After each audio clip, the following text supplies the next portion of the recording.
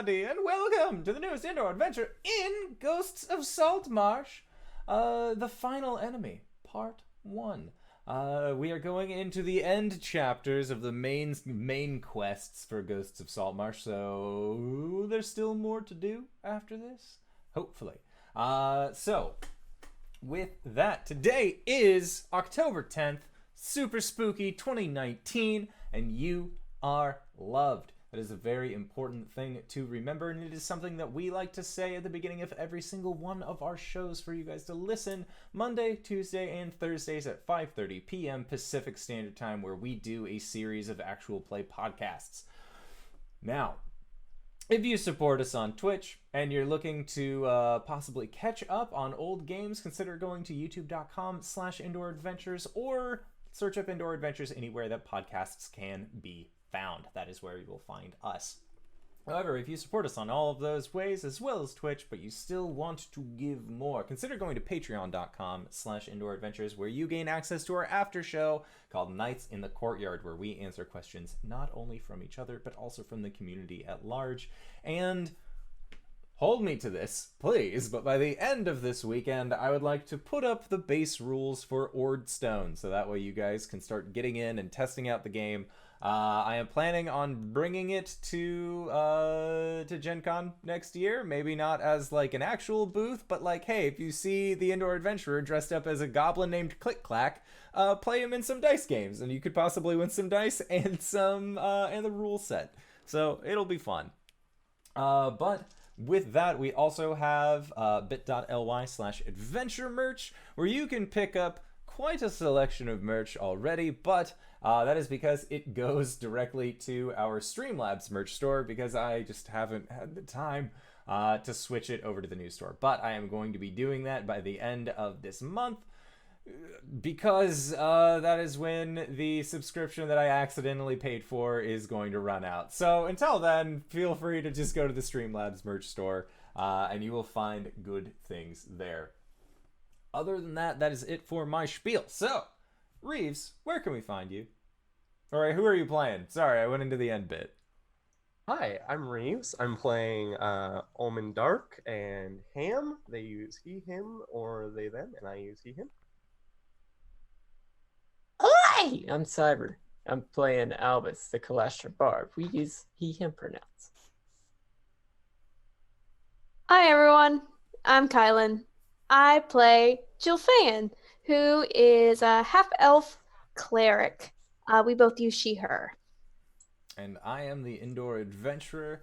I use he, him, and tonight I shall be your Dungeon Master. So, as you audiocast listeners are probably cluing into, as well as you visual enjoyers of this series, our dear friend Dingo is currently not with us this evening, but we've been given permission to continue on the story in the meantime. So, last we left off, you guys finally made your way back to Saltmarsh after about half a month, all things told, in travel time.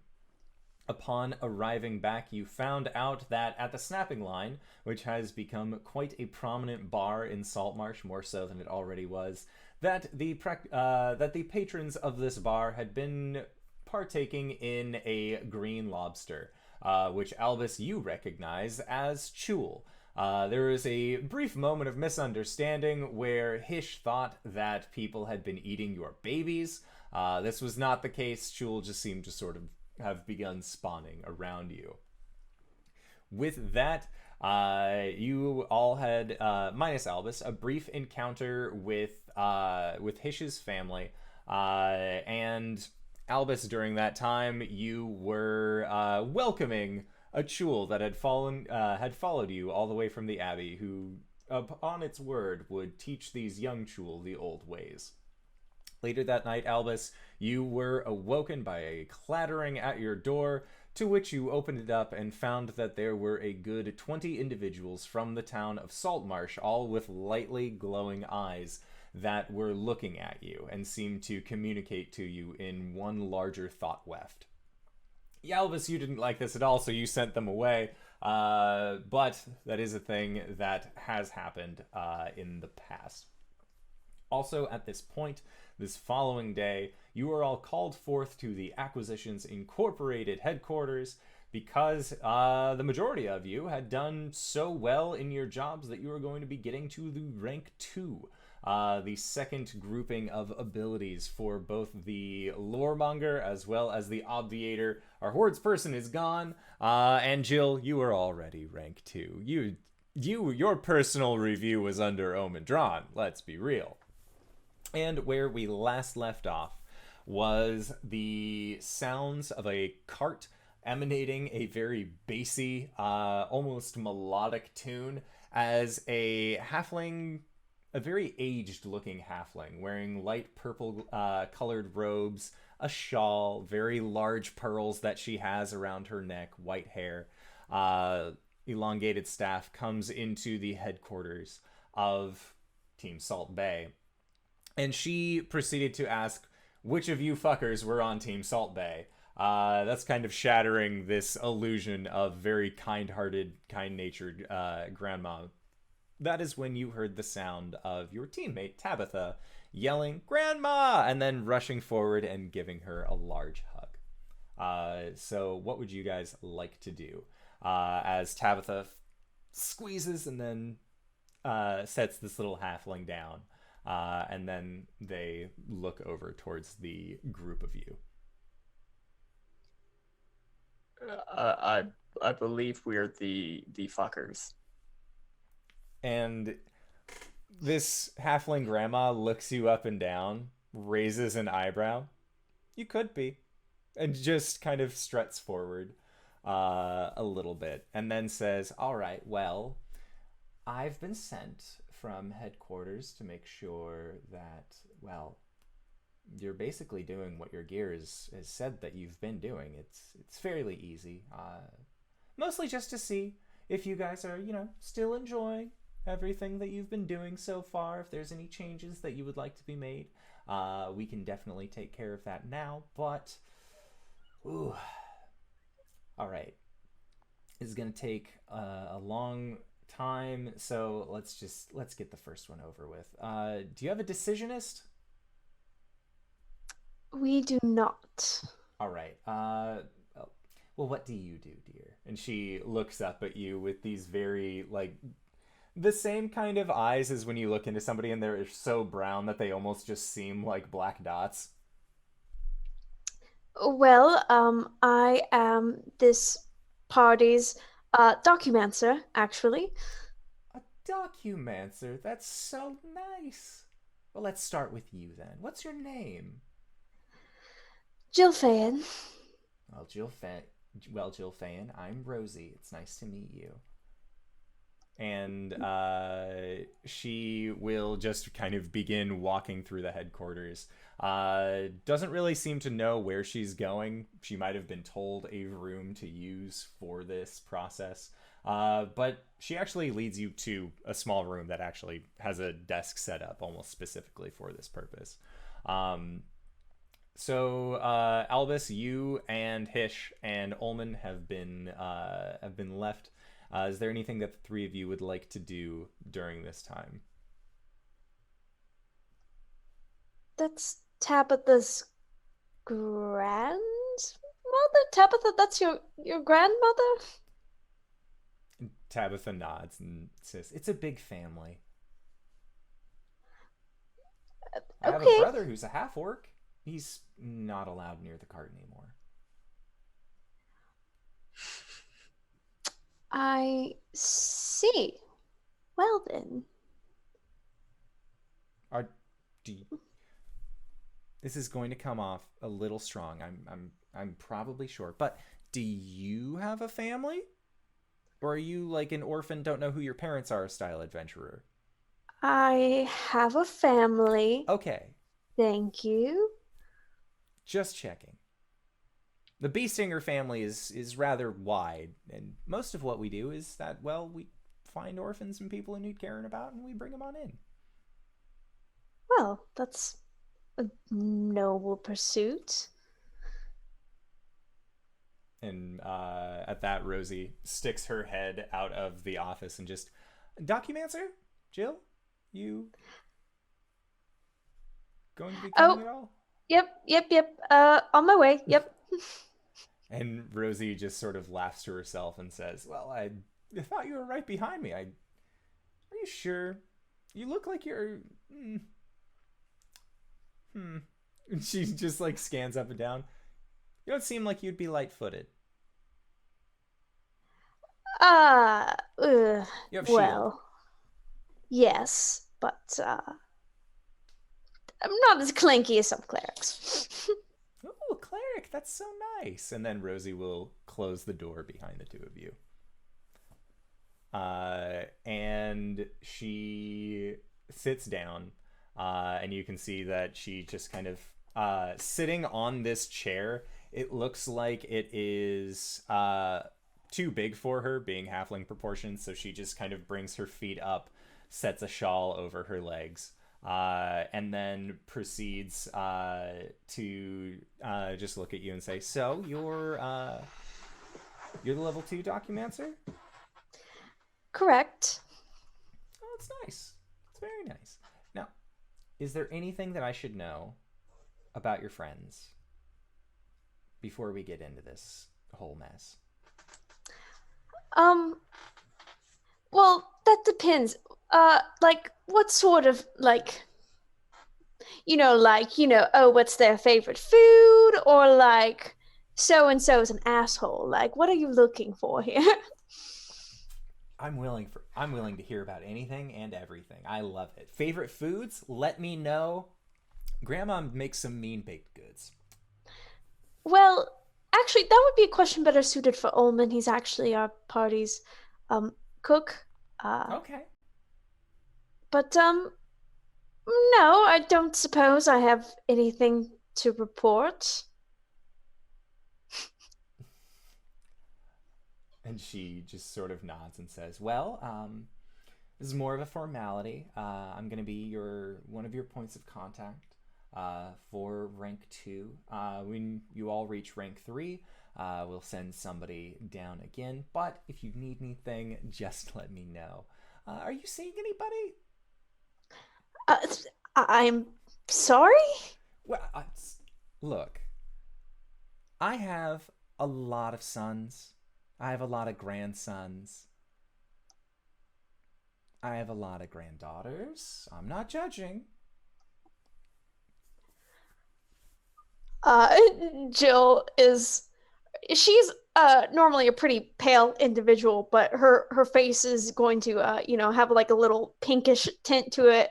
She'll say, "I think I'm quite all right on that matter, thank you." She just brings her hands up and says, It's fine. Just figured I would ask." Now, you've proven to Omen that you're skilled at documancy. Now, how best do you think that you can continue to use documancy to reach rank 3?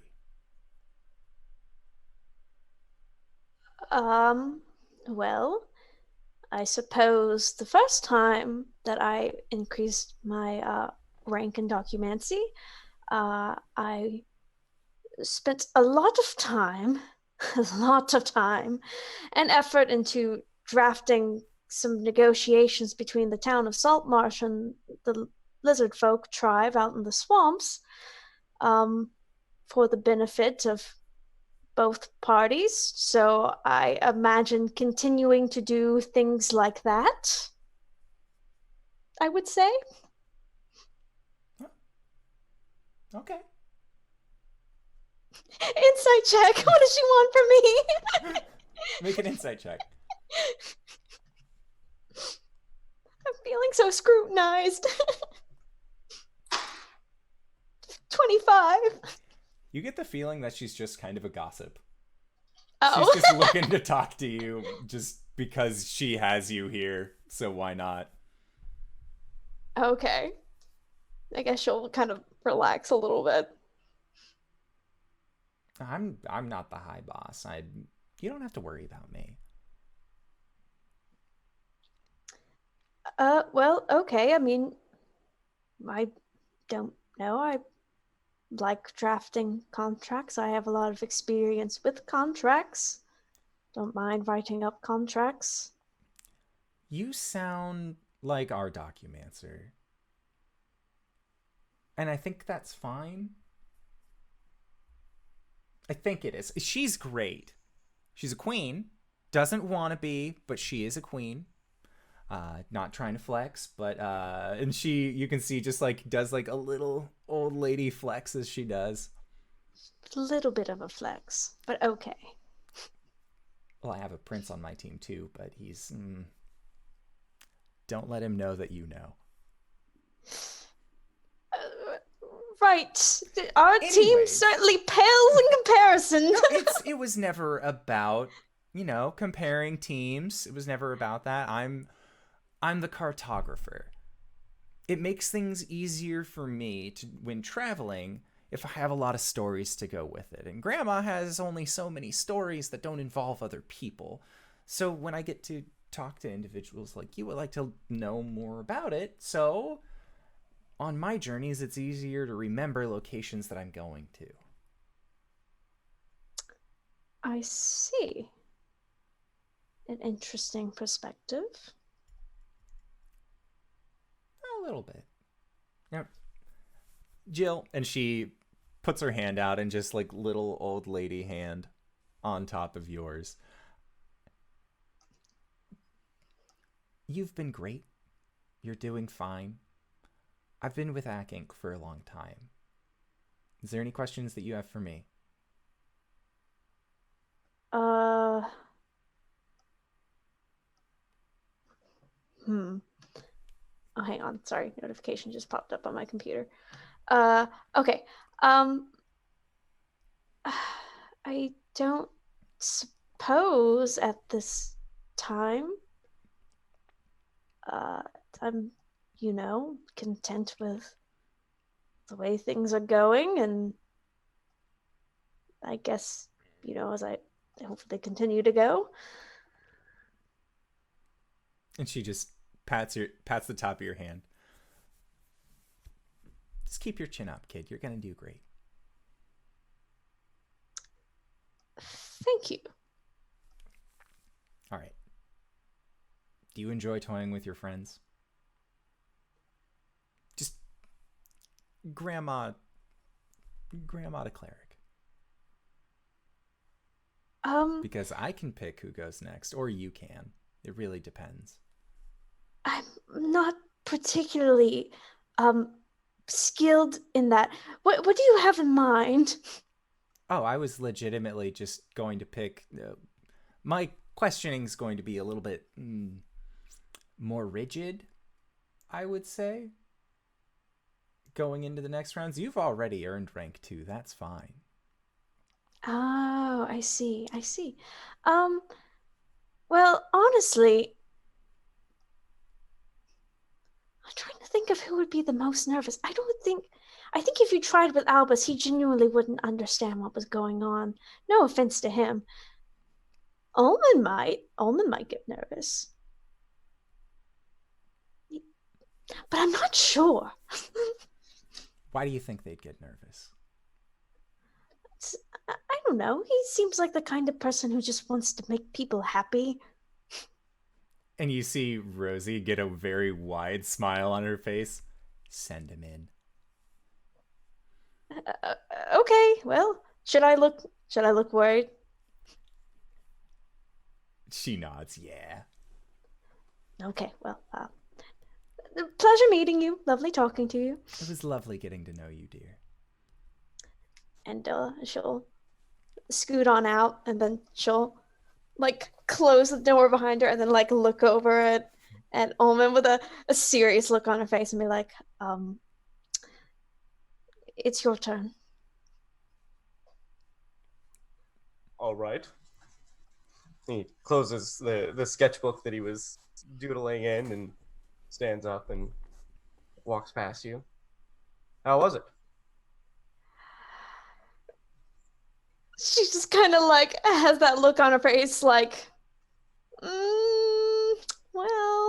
Make a deception check. Her strong suit.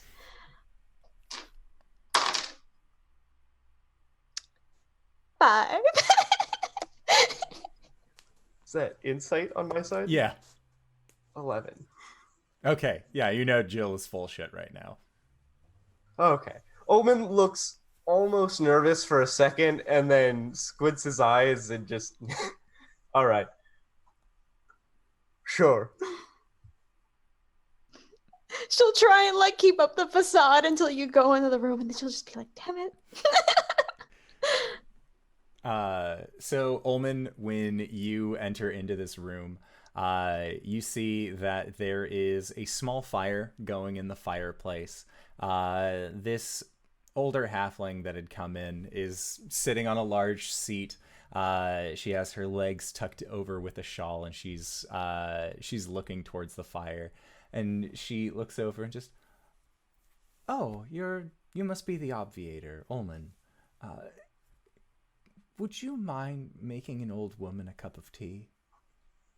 And she motions towards a sidebar where you can see that that there is a pot of water and then some small herbs that are set out.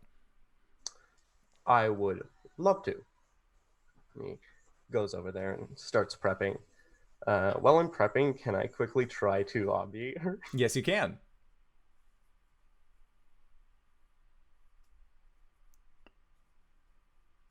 $16, which I think gets it. Yeah, 15 is the DC. Favorite sweet, favorite umami, and favorite protein. Okay. So your favorite sweet is liquor. Actually, it is it's more of like a Jaeger / absinthe, more of like a licorice flavored liquor. Her favorite umami food, is like a really nice hearty steak. And her favorite protein we can't talk about on a live stream.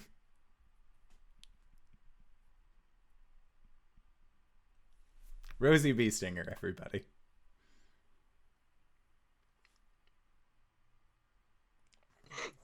All right. Go to jail. Just noted as not safe for work. Okay. Do you want me to roll to prepare this tea? Yes. I would like for you to make an insight check.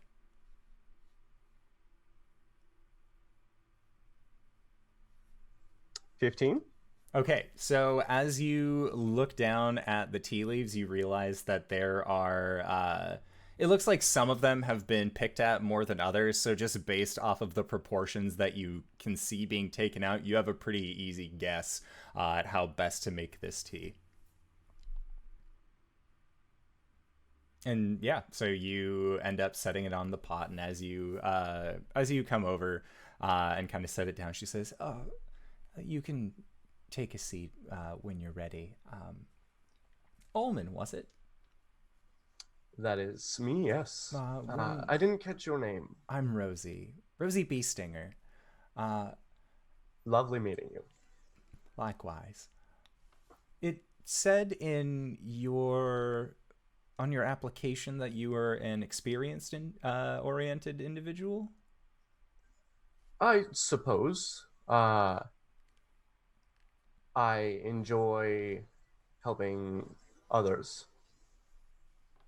And it takes me a lot of places, and I like the things I see there. That's a really good outlook on it. Now, what led you to want to be an obviator? It seemed the most interesting at the time. I liked the idea at the time of trying to hone my insight. I realized that if I can rely on anyone, it is myself, and I need to be able to assess the best of any situation so I can make the best decisions to bring the most good, hopefully. And she nods. And that you hear that the kettle is warm enough now. So you finish making the tea and you hand her a cup and she takes a sip. This is really good. Thank you. So what Jill said was right. You are the ship's cook. Yes. I was thinking hearty steak for dinner tonight. And you see she kind of nods and nice, and then takes a sip, and looks at you and says, when we were reviewing, a lot of your questions were to your friends about food-oriented things. Is that how you go about cooking? I had a lot of time in which I thought I would hone my skill on the ship. And as the cook, I thought maybe I'd try to figure out what my shipmates liked without asking them, so that I could just start preparing them and surprise them. Now, Can I get your sugar cookie recipe, by the way? I just realized that Tabitha loves those, and I would have a great time surprising her with those.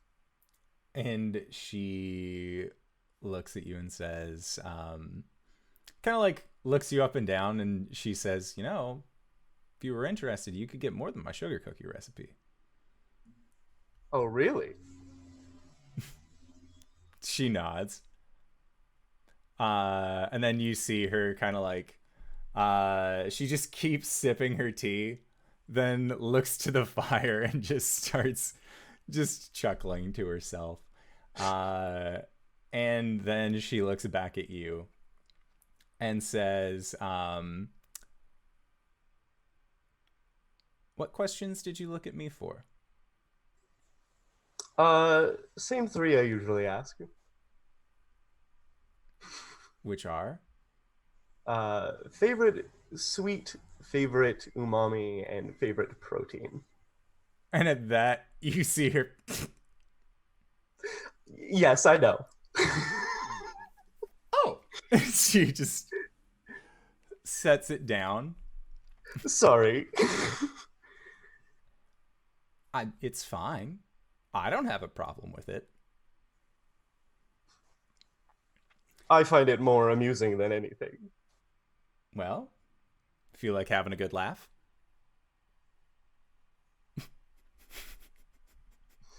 I am married, unfortunately. Well,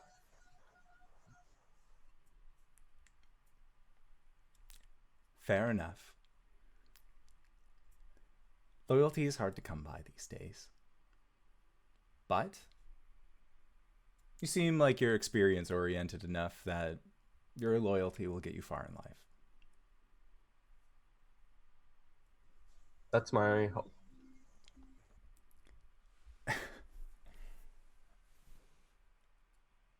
You know, for obviators, that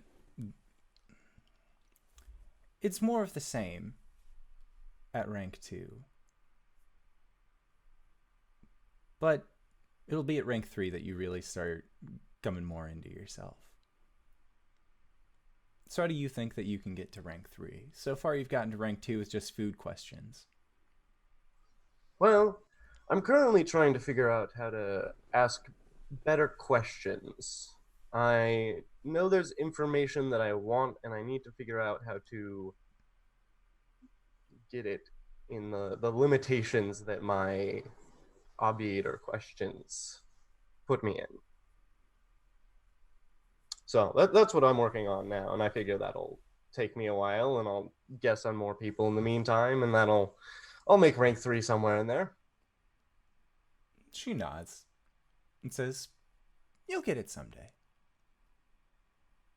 You got this. And then she says, send in the tall glass of water. He is very wet. And at that, she just takes another sip of her tea. I'll send him in. Have a great rest of your day. You as well, Ulman, and congratulations again. Thank you. Oh, and I would love a recipe book if you wanted to send me one. And she'll look at you, and she says, I don't really have a book of it. It all comes from here. And she pats her heart. Then I'll just make the best sugar cookies I can. She nods. Make an insight check. 21. You feel like Rosie has the recipe somewhere, but now she feels scorned and she doesn't want to share.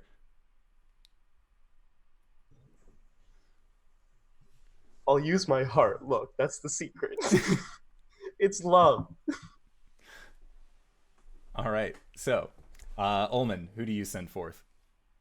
Albus, it's your turn next. Wrong glass of water. But Albus goes. Okay. I'm a character. So, Albus, once you're inside, you see that Rosie is still sitting in her large chair. At this point, she has used the staff of the master to draw forth the kettle, and is currently just sort of tipping it into her teacup. And she says, "Oh, you're the one I must have heard so much about. And would you like tea? Do you drink tea? Coffee person?" I think I'm fine for now. Thank you. Okay. She sets her tea kettle off to the side. Ulman said that you were an Ababaha? What does that mean? I'm sorry. And I don't know how to print. He said a word. It started with an. detect thoughts. Okay. You feel like she's trying to goad you. Did Omen actually tell her? Yes.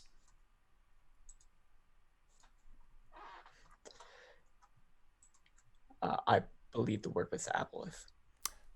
That's the one. That is fair. And she just, again, she seems to be touching everything with her staff. Is that giving her? Whenever I say the word, is that triggering in her anything? Does she know what an aboleth is? She do. She do. She do. How's she thinking about it? There's a reason she's not touching anything with her hands directly. Okay. It's just kind of staying to the back, and she says, "So, how did you hear about this job?" I was traveling with Ulman at the time, Okay. and simply followed. You know, I've not really heard of aboleths doing the whole traveling thing. That's common. Is it impressive? I mean, I'm sure most of them don't look like me right now. No, they either. do not.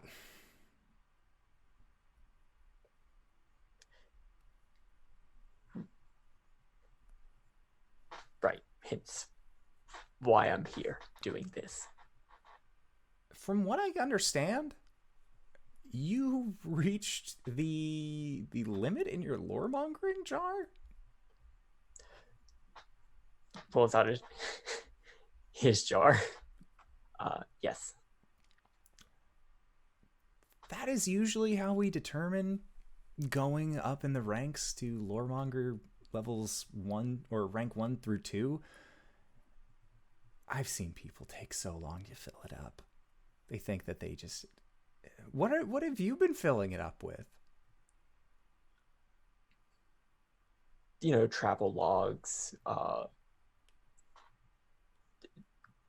plots from cults of Tharsden.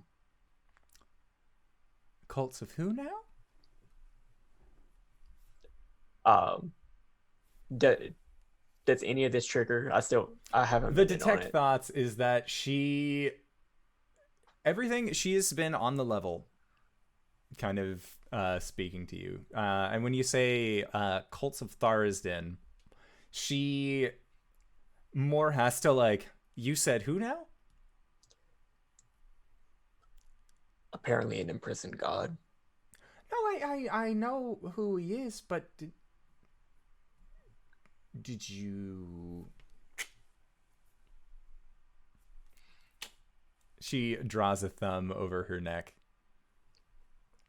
It was not a position that I could take at the moment. Okay, well, so you, like, talk to them? Yes. Okay. Did they want anything? Passage to the mainland for as payment for a certain favor. What was the favor?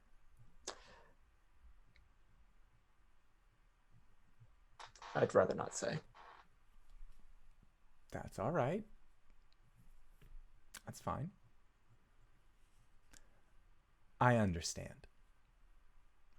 Sometimes deals have to be made under the table. That's okay. Now, as a loremonger, why did you pick loremonger?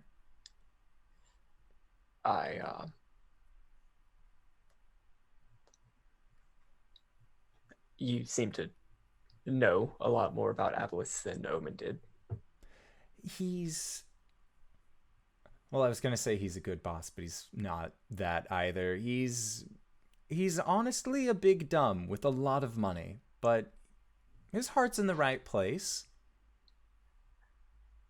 And the feeling when she says that you get Albus when she says his heart's in the right place is a feeling of permanence. Like, his heart's in the right place. The right place for punching.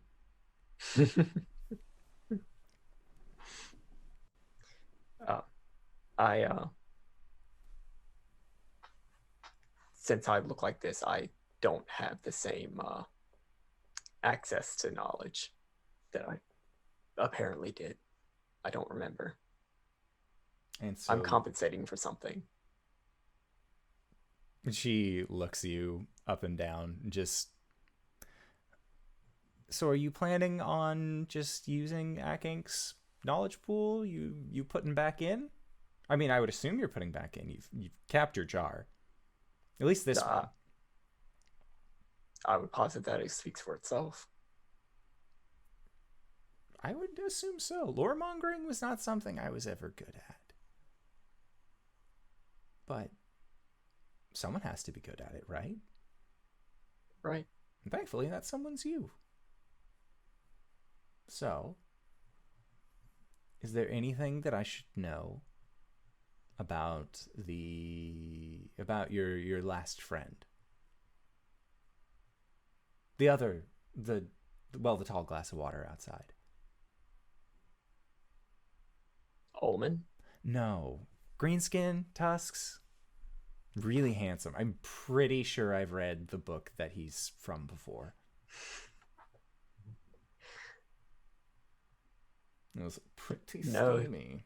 No, he's just a dude. All right. Sounds good. Well, if that is the case, this is for you. And she reaches down, like, beneath the shawl.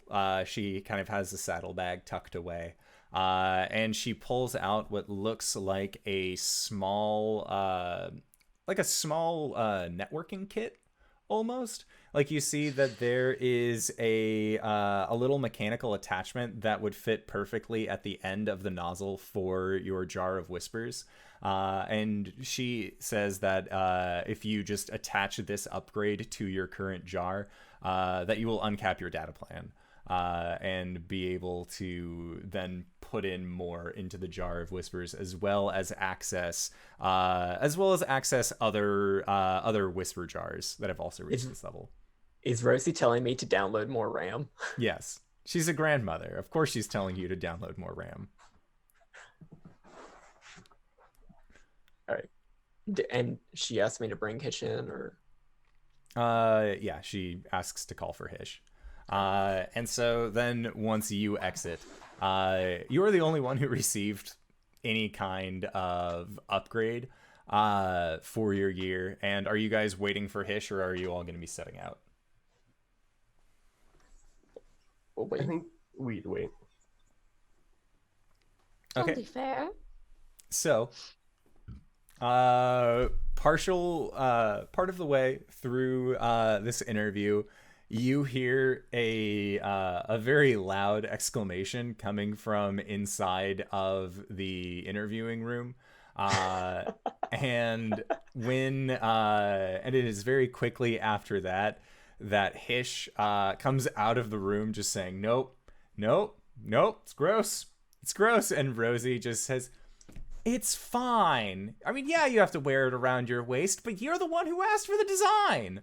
And you see that Rosie is holding up a fanny pack, just like Hish had initially asked, but you see that there is a faux leather tongue that is kind of hanging out of it, that is panting, almost like a dog.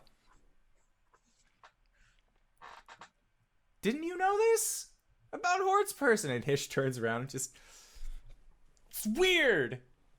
It's really, really weird. Good gods, what is that? It's your living Horde's person's bag. Does it really have to breathe? It doesn't really. Does a mimic breathe? I don't know. I don't either. I was hoping you would know. Why does it have to have a tongue? This is... Oh, gods. It's really the tongue that makes it weird, honestly. Oh, I don't like that. Ugh. And Rosie just kind of shrugs. And Hish just turns and says, "Look, I'll think about it. I'll think about it." And Rosie just sort of shrugs and says, "Consider this interview on hold then." And sort of gives a sly wink towards Hish. And you see Hish's back kind of straightens up a little bit. Just turns on his heel and then begins walking out.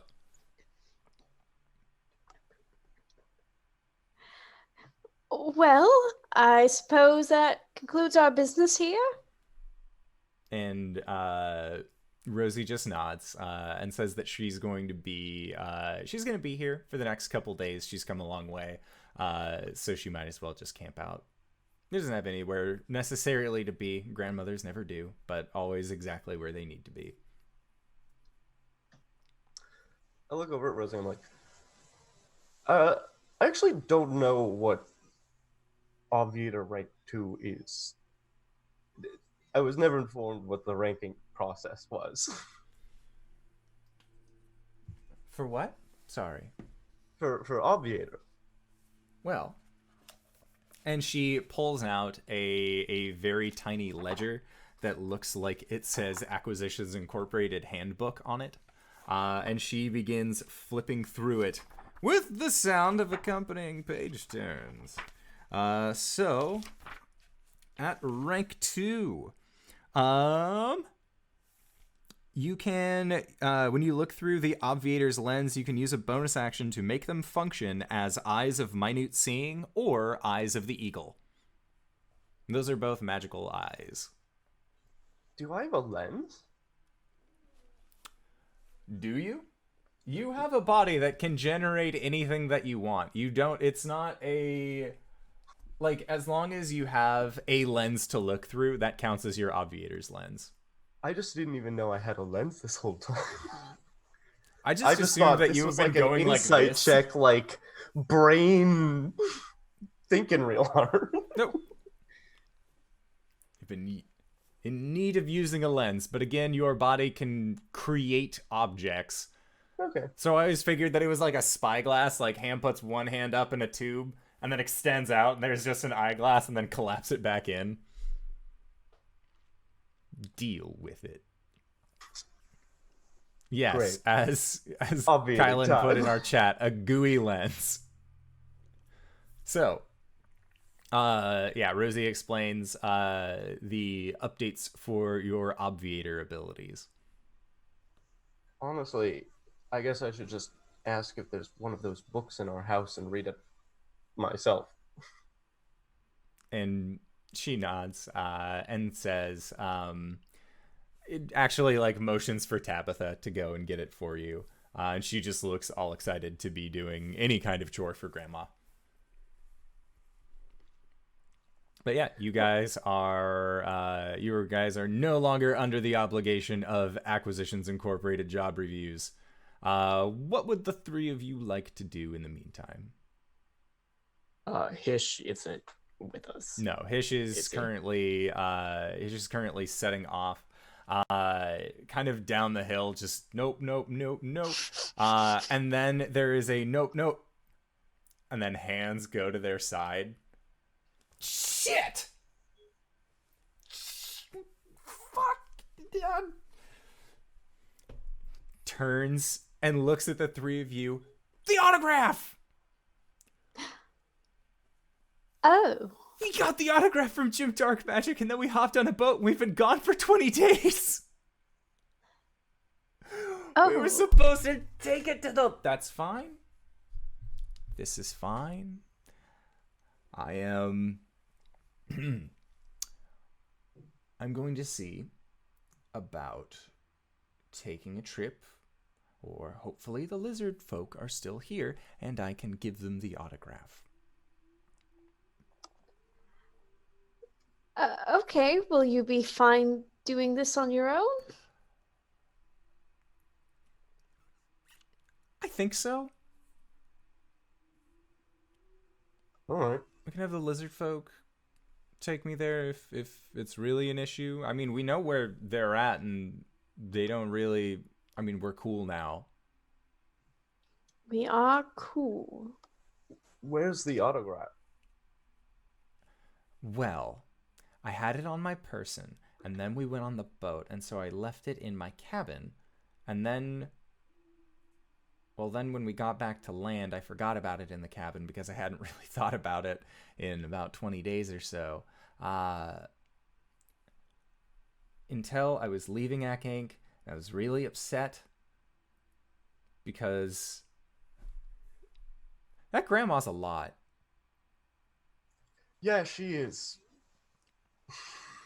Ulman just like stares at the ground for a second. Oh, She's a nice person. Oh, I'm sure she is, Jill. I'm sure she's real nice. Still felt weird. I don't know if I like her yet. She'll just kind of give like a confused look because I guess she was the only one that wasn't propositioned. And Hish says, I'm going to go and I'm going to grab the autograph and then I'm going to spend the evening with my family. Or I guess it's midday. You guys went here at the beginning of the day, so Hish is just going to kind of like... She's just going to get on this immediately. Oh, I have my book on how to speak lizard folk that I haven't read yet if you want to read it on the way over. And Hish thinks about it and then nods yes, that would probably be advantageous. Okay, well, it's actually back on my cabin, but you have to go there anyway to get It's the fine. autograph, so... All right, we'll do that. Okay. So yeah, Hish and Jill are going off to grab book and photograph, and autographed photograph, respectively. Whenever Hish heads out and is probably too far away to hear, Albus is going to be like, wait, you're the horde person and we need to get paid. Okay. And at that there is a skidding stop by Hish, who then turns and looks at you and rushes over and says, you can take it from that weird fucking hordes bag that old lady has. Okay. And then He- and then Hish turns and then begins walking away again. Just bring me my money later. She'll yell back at the other two. Albus is gonna go play with the horde person bag. Okay. Sounds good. Yeah, the hordes person bag as you are like kind of getting, you have to attune to it slightly in order to be able to use it. And as you do, you're really just kind of like lolling it in your hands, and it is just like, it is rolling and seemingly having a good time. It doesn't really have a ability to move by itself, but just the fact that you are by it, it seems to appreciate. Okay. I don't know how much I'm supposed to get paid, and Albus really doesn't have a concept of the value of money, so he's just gonna be like probably back at his house, like taking money out of the horse person bag. Sounds good. So, all things considered, do I know the pay as well? I think I should. yes. I would go with you probably. Okay. So I can. We do actually have to count this out for each of us. All right. So, from the original hiring that you guys had been paid, you are going to receive 10,000 gold pieces to split 4 ways. So you each get 2,500. And then as the days are going to go on, you guys are also going to end up getting paid by Osmandius under the guise of a Mariners Guild to be owed, I believe that it is 500 gold per person. Okay. Yes. And that is what he was able to spare towards the lot of you. One more time. 3,000 gold per person total. 3 or 30? 3. 3K. Yes, that is how much you guys have been given. And then, of course, there was also the other stuff that you guys had found in the treasure room of the temple, which was the breastplate, a bag of holding, and then a various amount of gems. Albus has a bag of holding, so... Yeah, if anybody else wants a bag of holding, they can take it. I'd take it. It'd be useful. I could store so much. That would be very nice, actually. And Jill, both Ulman and I can breathe underwater, so if you want the Mariners thing. So the armor that you found was mithril armor. Mithril armor, not Mariners armor. It is a breastplate. Okay. Yes. How heavy is a breastplate? You still wouldn't have disadvantage. But it is medium armor. Yeah, I'll consider. You can sling it my way. I mean, I'm not here at the moment, but you can sling it my way. Alrighty. And as Ulman and I are disseminating the gold, I'm going to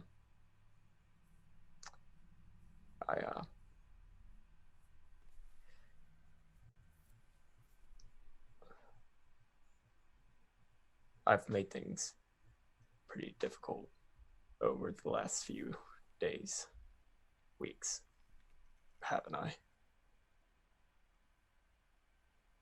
Been a little rough, but I wouldn't say you have led us into a lot of dangerous situations in this quest, but we have gone in willingly. I was thinking on the island that I wanted to ask you to be a little more careful next time. I know what I'm searching for now. Oh, really? That's huge. Do you remember the cultist speaking about the Endless Lord?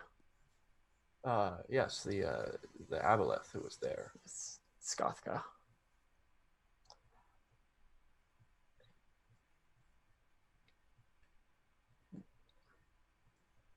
We don't do religion.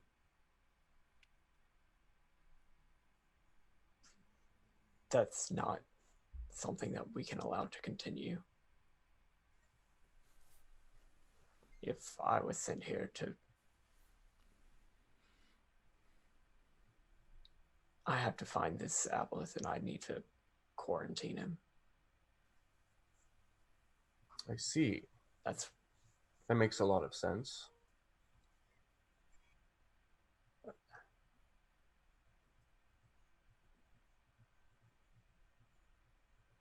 And ideally I would like to be able to do that before the jewel reached maturity. And I think we're all ready to help you do that as well. I think we can. Well, now that we know what we're doing, incredibly closer than we were before.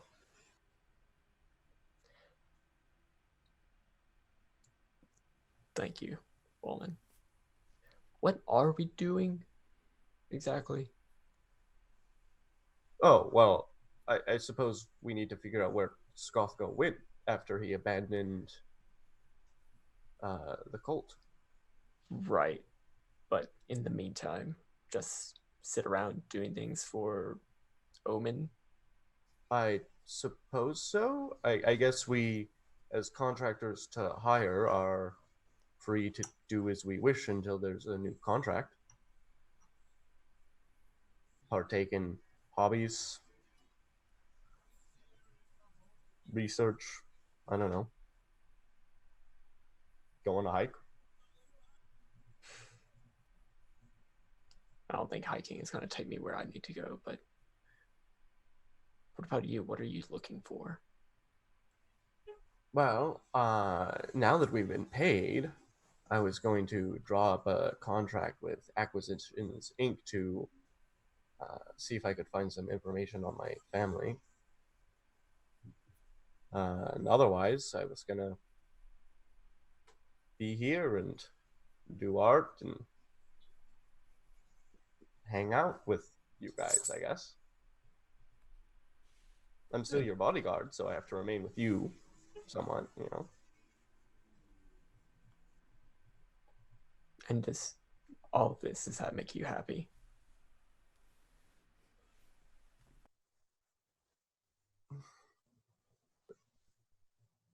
What do you mean by that? I don't know. I was hoping you would. You would know. Does helping you make me happy? Or like painting? Or everything that you're doing here? I guess all of it. Well, yeah. I'm enjoying my time here. There's been a lot of danger and a lot of worry, but you know, it's far better than just laying in the woods for years and years at a time. So it's hard not to be happy. Ham is doing great. I'm happy for him.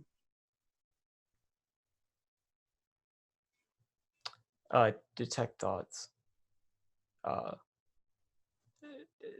Don't worry about like telling me your thoughts, but Albus is specifically looking for what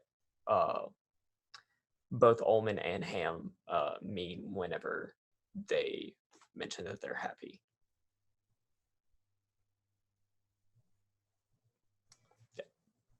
He's just trying to get a read on that feeling. Yeah. And then he'll drop it.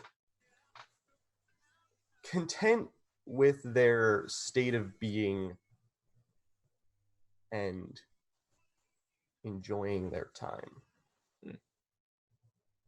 And whenever Albus reads that, he is kind of weirded out by it.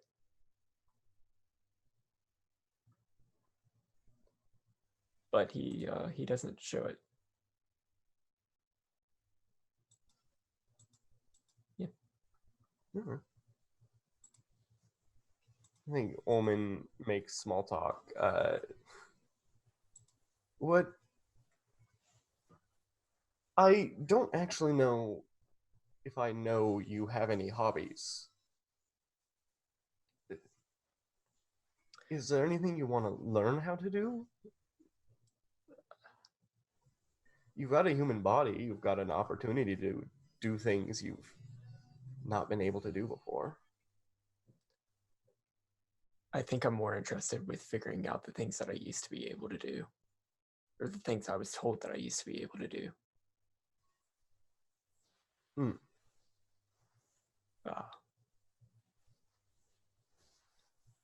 Or read thoughts, help guide emotions, that sort of thing. Interesting. You could go around helping people in town with things. You like being a teacher, you could. I was good as a teacher.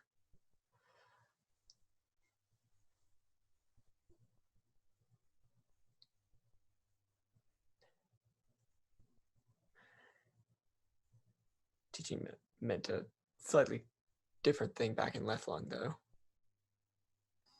I could teach. What did you teach? Biology, fishing habits. A little bit of poetry.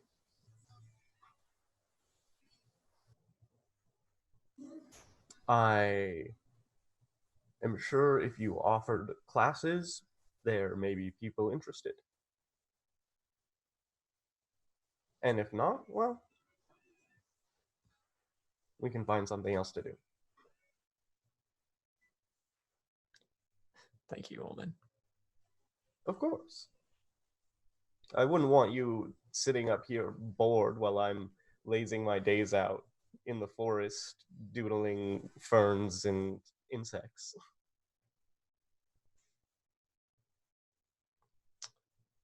And then it's just small talk. 3,000 gold. Is that a lot? Yes, actually. This is more money than most people see in their entire lives. Even generations. I want, over the next couple of hours, I would like to go to the shop that sells ham. Okay. And I want to get a supply line set up for ham to be delivered to my house. Yeah. The supply line will run you 20 gold a week, or 20 gold a 10 day. The shop is the Faithful Quartermaster. Ulman, are you going with Albus to the Faithful Quartermaster? Yeah. Okay. So as you get in, Albus, you are tapped on your shoulder. What? And you look around and you see Ulman standing before you, and they extend Ulman's dagger out towards you and bring a finger up to their lips and just shh. I'm sorry, can you say that again? Ulman's form raises a hand up with the old hunting dagger that is Ulman towards you, Albus, and then brings a finger up to their lips and makes a shushing sound. And they say, "Present!" What? Ham motions out with the dagger towards you. "Present for Ulman!"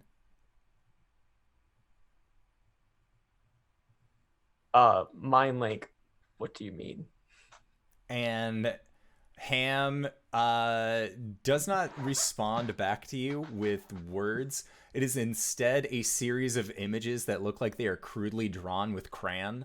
And the first instance shows the crayon drawing of Ulman holding out a dagger towards a crayon drawing of Albus. Albus, you then have this dagger while the crayon Ulman walks over towards a weapons rack, picks out a nicer looking weapon, and then careens back over, goes through the process of paying it, and then goes towards you, Albus, with the sword behind their back, and then asks for Ulman back. I take Ulman. And then Ham brings up a single finger to their lips and just says, "Surprise!" and then begins walking away towards the weapon rack. What is he? What?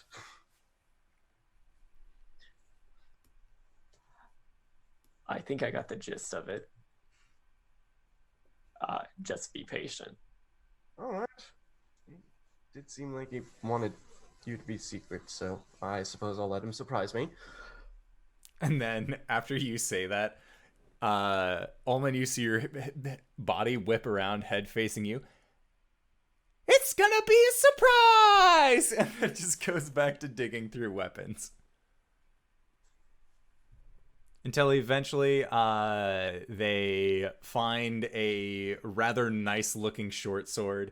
And Ham has seen Ulman judge weapons by quality enough times to just like give the facsimile, like puts the sword on the edge of their arm and looks at the sharpness of it.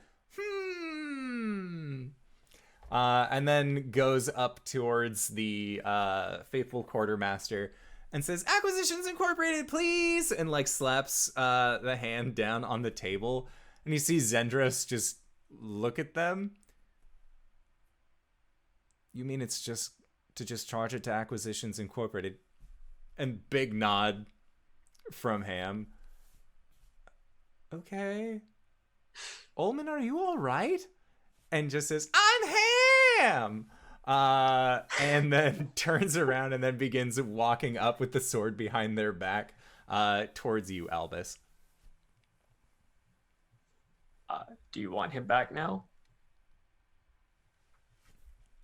And takes it, and then you see them like reabsorb the dagger, still with the sword behind their back. Surprise!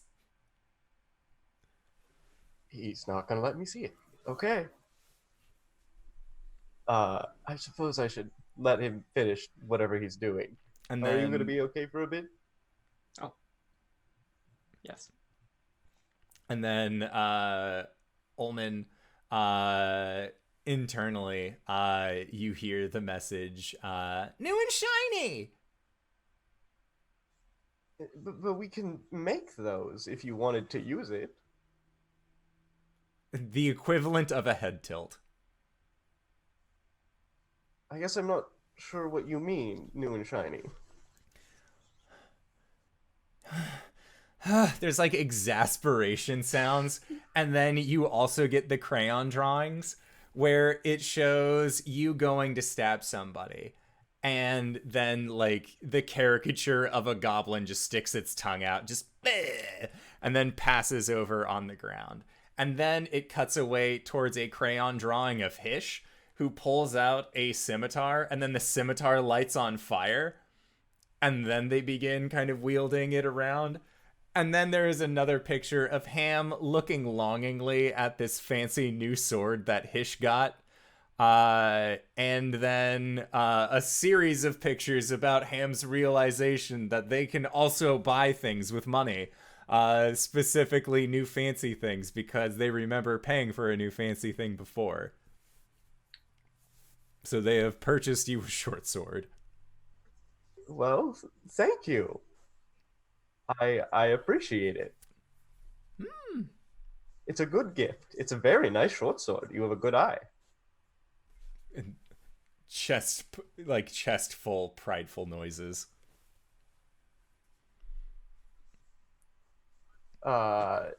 So shall we just put it on our hip then? and then Ham thinks about it and then nods. Well, all right. We'll use that then to fight. And that's all that Ham wanted to do, was surprise you with a sword. All right. I go back in then and wait with Albus. Do I have ham? Like the food substance, not the Yes. not the goo. Yes. Okay. If once I get the supply line up, I'm gonna return to my house Okay. and feed the jewel. Okay, sounds good. So you definitely like take it because did you didn't bring the old chul into the house? There are no chul that are currently inside the house. Right. Sorry.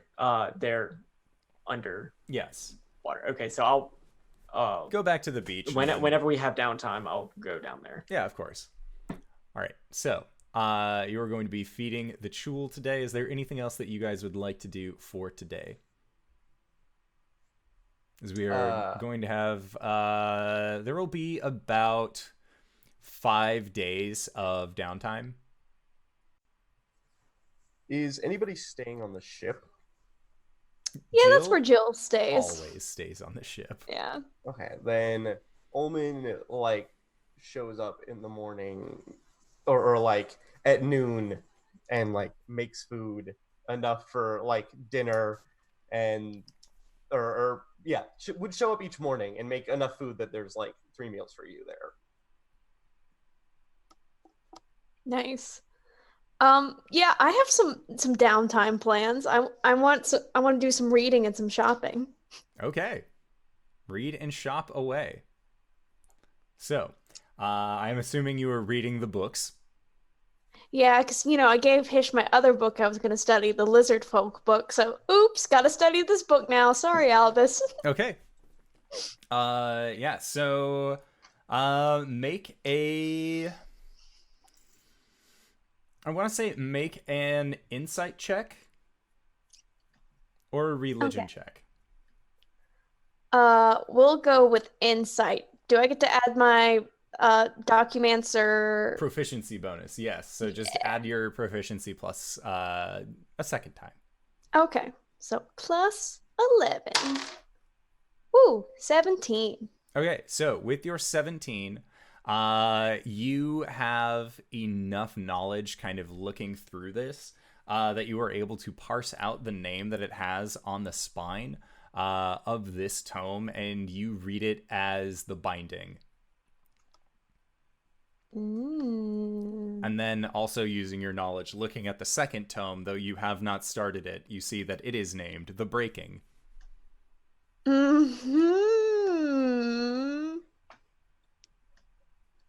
Okay. Love that. Yes, you have now also reached the point where you don't necessarily need Ulman's help to read more of this tome. Excellent. My cipher is complete. This is not excellent. Actually, I kind of like this. Yeah. And as you continue reading in the first book, you find out that whereas Tharsden had been chained by those that they held dear previously, now that there was this source of pain and turmoil within them, that Tharsden's former friends banished him away. But in his sleep, he has made new friends. Other friends who also seek to bring about a new beginning, effectively. And you recognize one of these names as Dendar, the god of nightmares and chaos. There's a little aside of them just like kind of being friends, but nothing more about that. And this is my bitch, Dendar. We go way back. All right. And and I think this is a good time for us to go into our break for the evening. So I would like to say thank you to everybody who's decided to stick with us so far. We're going to try and be back in 5 to 10 minutes, so don't go no place unless it is to grab a food, grab a drink, grab a friend, or possibly go to bit.ly/adventure merch. Pick yourself up something nice. But as we've just established, we are going to be taking a little bit of a break, so we'll see you guys shortly. All right, everybody. Bye-bye! And we're back! We have returned to the ghosts of Saltmarsh, our spookiest adventure outside of Ravenloft. So, Jill, you have been reading through these books, and you have just been having a great time now that you're able to understand them fully, using the powers of documancy at its finest.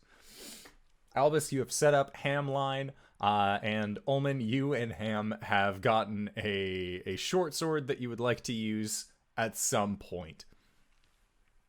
Later on your first evening, back in town, Ulman, as you are getting ready to go to sleep, you feel a Ham excursion once more swelling in you, and Ham just begins to take a tour of the town, just kind of walking around, seeing all the sights, breathing in the salt air. It's later in the evening now, and they just seem to be enjoying themselves. And it's at this point that they actually head out towards the beach, and you feel them just beginning to walk in towards the water.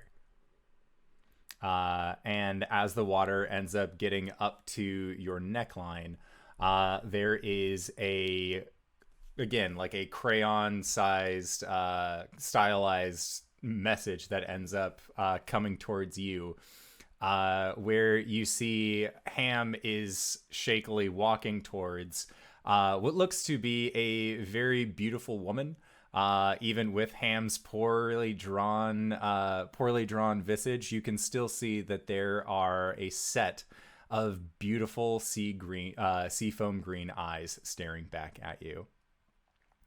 As the waves end up passing over your head, you end up finding Ham's body sort of discorporates into the salt, and your dagger and the short sword next to it end up kind of falling down to the sea floor, and your vision is covered in blackness.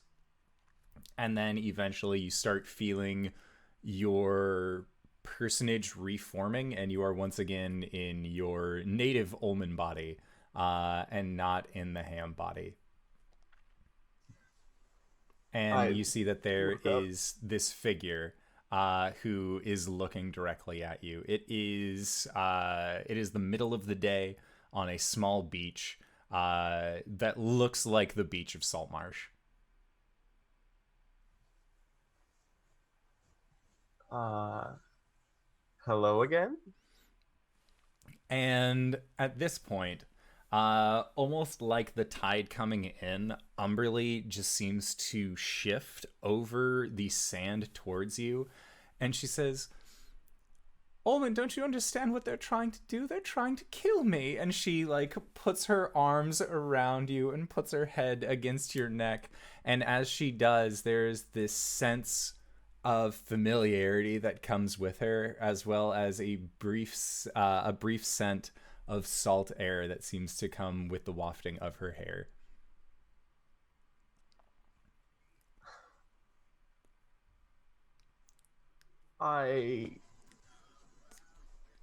Jill and that nasty Albus, they're going to kill me, Ulman, don't you see?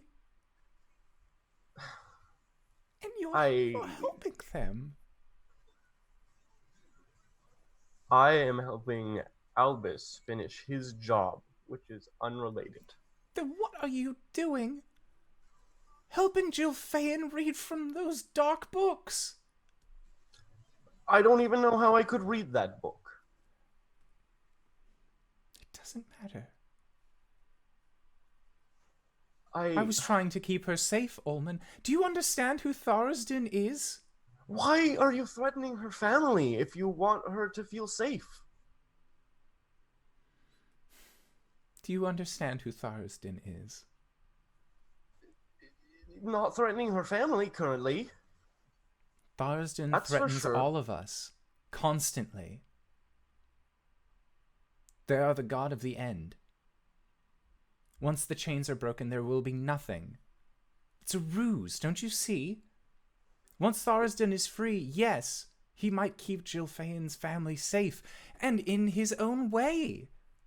What would that be? Obliterating everything. There, the safest they've ever been is dust. I don't think we're going to break the chains. That's not an end I plan to let come about. And what if Jilfa'en keeps trying? What would you do?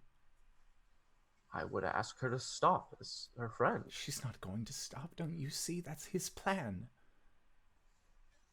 He's never stopping. He's always working to free himself.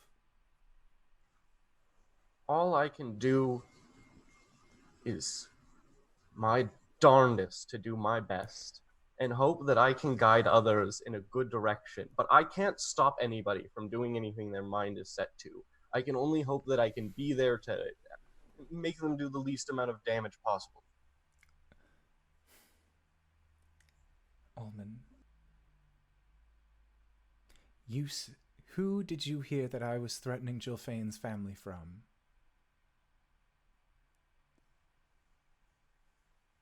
When she described her resurrection. And you would believe a follower of Tharsden.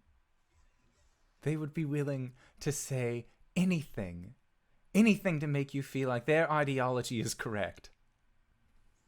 And I also understand that you would be willing to say anything to plant doubt in my mind. Ulman, we've talked about this before. You said that I had to work harder. You said that I had to work harder about being better for people. But that I shouldn't be a horrible sea goddess. And that's what I truly believe, but I can't preach you being better when you aren't. And she kind of pulls back from you. You need to try as well. What makes you think I'm not trying?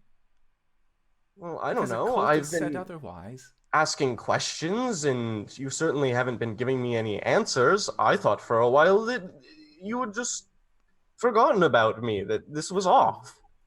You bear my mark. It's how I follow you. It's how I've watched you.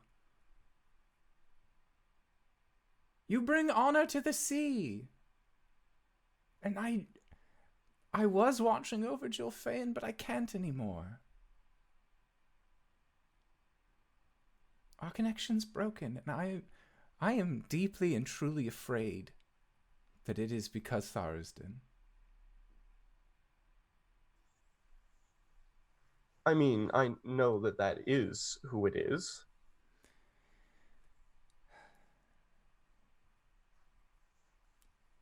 Well, now my suspicions have been confirmed. Thank you.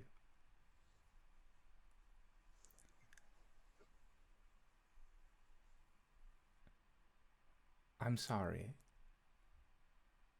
for not being able to speak to you as often as you might have liked. But I really am trying. I'm sorry as well. It's very new for me. There's so much going on. This is beyond what any man should be dealing with in his late 80s. Oh, you don't look like you're past 20. I've been in a dagger for a long time. Well, how about as a sign of my good faith we fix that? Well, what do you mean?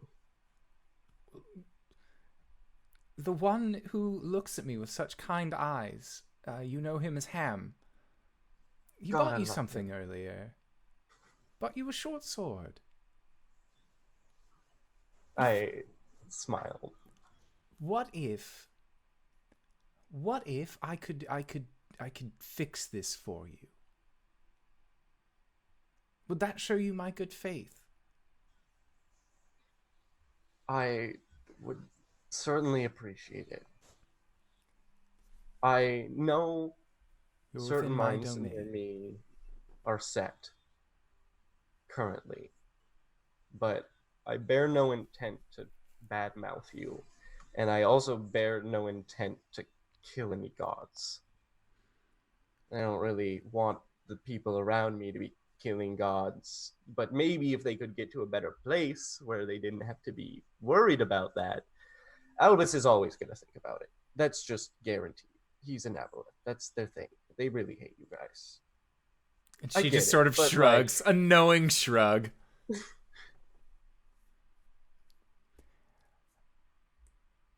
Well, if you end up finding anything that is directly talking about killing gods, or you see your friend, my old follower, Jilfa'en, if you see her doing anything that would be dangerous, would you let me know? I feel as though you would know, but I don't particularly know how to message you. I guess I could just say it out loud when I'm on the ship. You Speak know what a phrase onto a coin and throw the coin overboard. Okay, I suppose I can do that. I don't know how to convince people when every experience they've had is so bad. I can preach good so much, but they just look at it as, oh, you're lucky. You're lesser. You didn't have to suffer. I have been put through the ringer a few times, and I admit that my methodology might be seen and come off as aggressive. But it is because I care. It is coming from a good place, I swear it. By Lathander's light.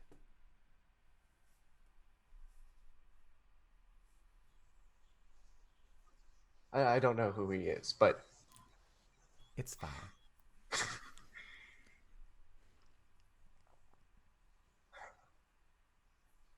I will continue doing my best. That is all I can ever promise. I know you will. You aren't just a simple tool, Ulman Dark. You were meant for bigger and better things. And at that, you feel, as she approaches, she just kind of like tilts her head down, and you feel a gentle kiss on your forehead. There's a strong sea breeze that picks up. You hear the sound of the waves coming in, the water rising once again. And when you find yourself in your full form, your consciousness has been switched. You are no longer confounded to a ancient hunting dagger, but you have instead found yourself in the body of a much fancier short sword. Well, this feels so roomy. I could have a loft bed in here. Okay. And Ham will dive down. It seems like Ham was doing that thing that like very young children do, where they will just throw something shiny into the water and then swim after said shiny thing. And it appears that Ham may have been doing this with your new form. Hey, buddy. I'm back. I'm awake. And a little more shiny. Yay! Saw Umberly again. Didn't expect that. She's so nice. She's trying, and I can bear her no ill will for that.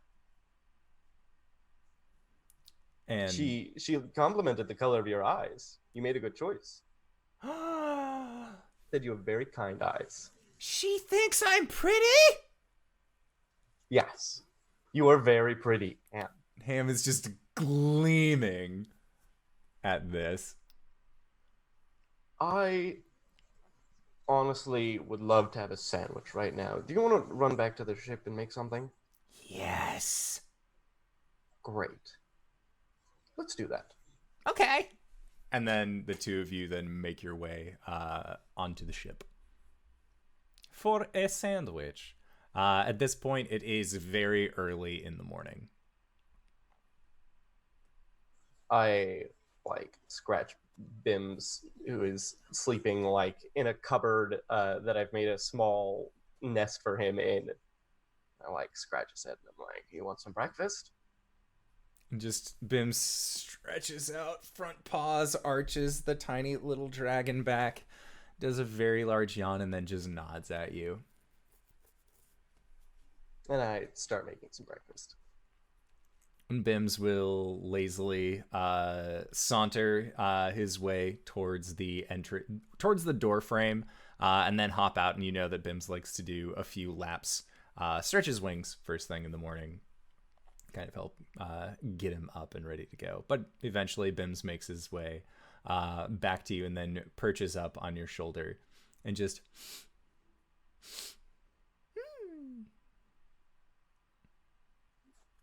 It smells pretty good. Should we make a ham or bacon this morning? And at that, Bims thinks about it. And then you get a feeling sent to you via a telepathic force that says bacon. I look over at Bims. Bims just licks their lips. Did you say that? Bims nods and then kind of boops your nose with his snoot. This is new. Shakes. All right. Shakes Bacon head it that is. no, it isn't. Well, I've never heard it. And then Bims just you get a message back that says you're usually busy. Ah, interesting. All right. Well, bacon it is. Then there's just happy little chirps coming from this pseudo dragon on your shoulder. I keep cooking breakfast. When coffee is ready, I knock on Jill's door. You just hear kind of a groan as Jill gets out of bed, opens the door. I think the underneath her eyes are a little darker than normal because she's been up late studying these tomes. It's just morning, Ulman. Coffee's ready. And breakfast will be on very soon. Thank you. You are a saint. Bims wanted bacon. More on that at the table. Okay, I don't know if I have enough in me to process that right now, but okay. He just walks back to the kitchen. Ulman, make a perception check.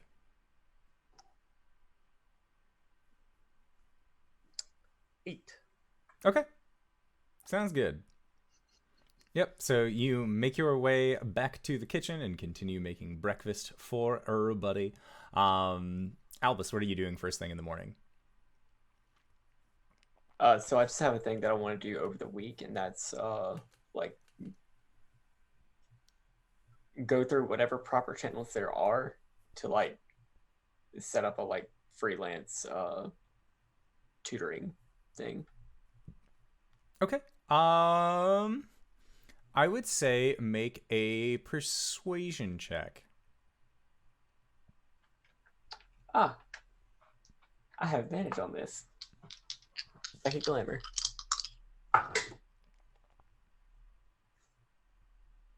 22. Okay. So word ends up going out, and over the next week you will end up getting some of the locals of Saltmarsh who are interested in getting their tutor on. They're definitely down to learn from the great Albus himself. Cool. Yeah. All right. So are you joining your team for breakfast, or are you holding off on your own? I'll join my team. Okay. Yeah, so it is just the three of you at this point. Everyone else is either at the at Acq Inc's headquarters, or Hish is currently off doing a thing. So yeah, just the three of you. So, apparently the dial tone has been busy, and Bim's got through this time. Talked to him this morning. How'd that go? Good. He wanted bacon for breakfast. He has a lot to say, actually. I was, well, never hearing it before. I'll mind link to Bims and say, I'm glad you found a nice person. And Bim's slow head turns towards you, and then just kind of like hunkers in a little bit more on Ulman. I'm sorry, you said Bims talks now? That's a thing that Bims does? Oh yes, he's a very intelligent pseudo-dragon. Just in my head. Well, okay. I suppose that's not the weirdest thing I've heard. It's just drinking black coffee. I have a contract I want to put through with Acquisitions Inc. We should put that together after breakfast. All right. That's fine. If it's convenient for you, of course. I can wait. No. I just had some shopping I wanted to do, but, I suppose I have time. We can... Once this coffee sets in, I think I'll be ready. I have all the information ready, so it should just be as simple as filling out some forms, I think. Oh, please, I could do this with my eyes closed and a hand tied behind my back, but I completely believe you. All right, well, that's our morning squared away. Albus, what fun are you getting into? I think I'm going to set up something just to do with the rest of my time. I'm getting back into teaching, or seeing if I can. Oh, that's okay. I hope you enjoy that. Interesting. We realized that he had nothing to do when we were waiting around for new contracts, so we had some good ideas. Oh, I see. Well, I hope you enjoy your little side gig, I guess. What is it with all of my characters having side hustles? Everybody's got to have a side hustle. It's a hobby, not a hustle. Okay. Sounds good. So, Ulman, what contract are you getting help for from Jill? I need to put up a job. Okay, I think we might have discussed this before, but refresh me on the details. What do you have in mind? And is Albus here for this? I don't know. It depends on if you want Albus there for it or not. You guys could either be like, oh, we finished our dishes of food, so now let us clear a spot and then work on contract while we're all still together. Or you could wait until Albus goes out for his contracting thing and then set up somewhere else. It doesn't bother me if he's there, so... Okay. If you just, pulled out the papers at the table. Clear out the bacon. I would like to put out a contract for information on one Leona Worm. She was last possibly in Mirabar.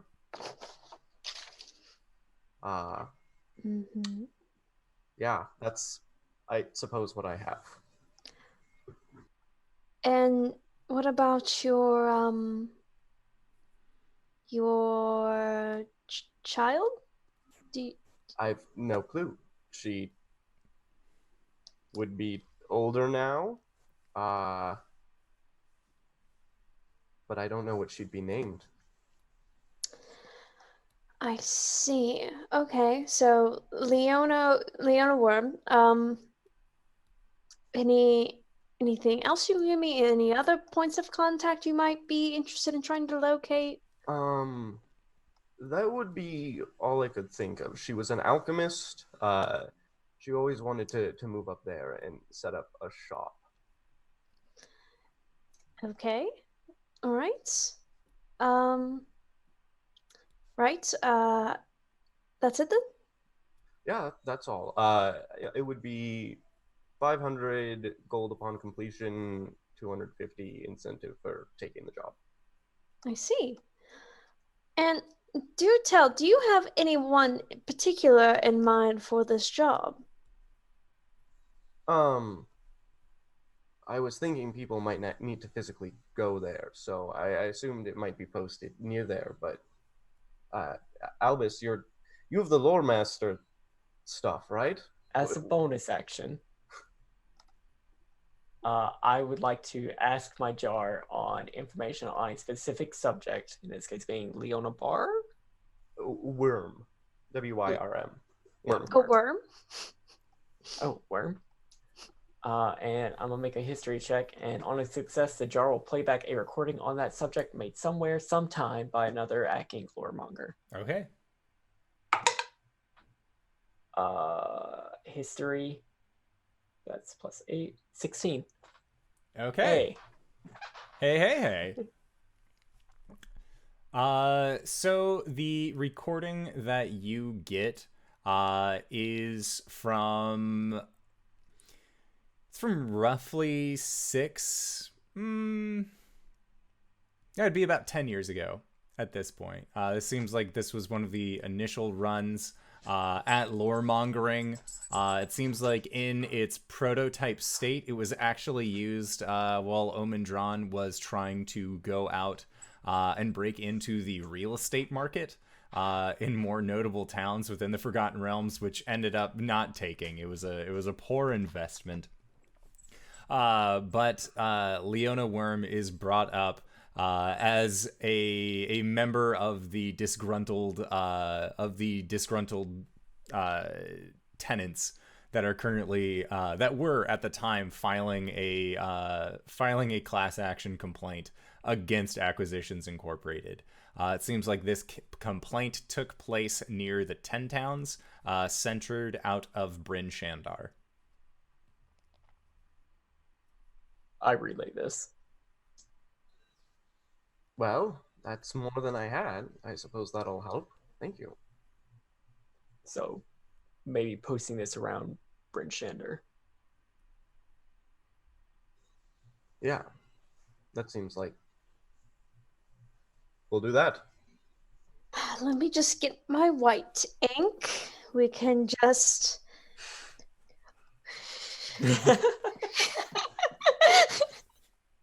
Just give this a minute to dry. Okay, all right. That's changed. No problems there. You ready to send this out? Yeah. Do I need to pony up now? No, I suppose you can wait until someone takes the job offer and then... Yeah, you guys know that you were hired in the case of getting the lockbox back from the Iron Duke. You know that you were paid speculatively in the sense where the money that you were going to get was going to come once the job was complete. Okay, yeah. All right. Well, then I will send this along the proper channels. And I'll have them forward any information to me. Just write a quick little note there. All right. And she'll kind of roll it up in a little documenty chute. Yeah, and it is sent off towards HQ. So Ulman, make note that 500 of your gold is going to be used at some point to pay off some adventurers, so you might not want to spend it, just in case. Or do and be in debt. Yeah. What happened to my escapism? Well, that was fun, refreshing mid-morning work. But if you're all set, I have some things that I would like to accomplish today. Of course. Do you want company? Well, I wouldn't mind. I wouldn't say no. I don't have much else to do myself, otherwise I'll just head off into the woods and draw. Well, whatever you wish. I'm going to the faithful quartermaster. I'll join. Okay. Albus? Albus is going to, like, these next 5 days, he's going to get his tutoring services started up. So All right. he'll be busy. Of course. Have fun.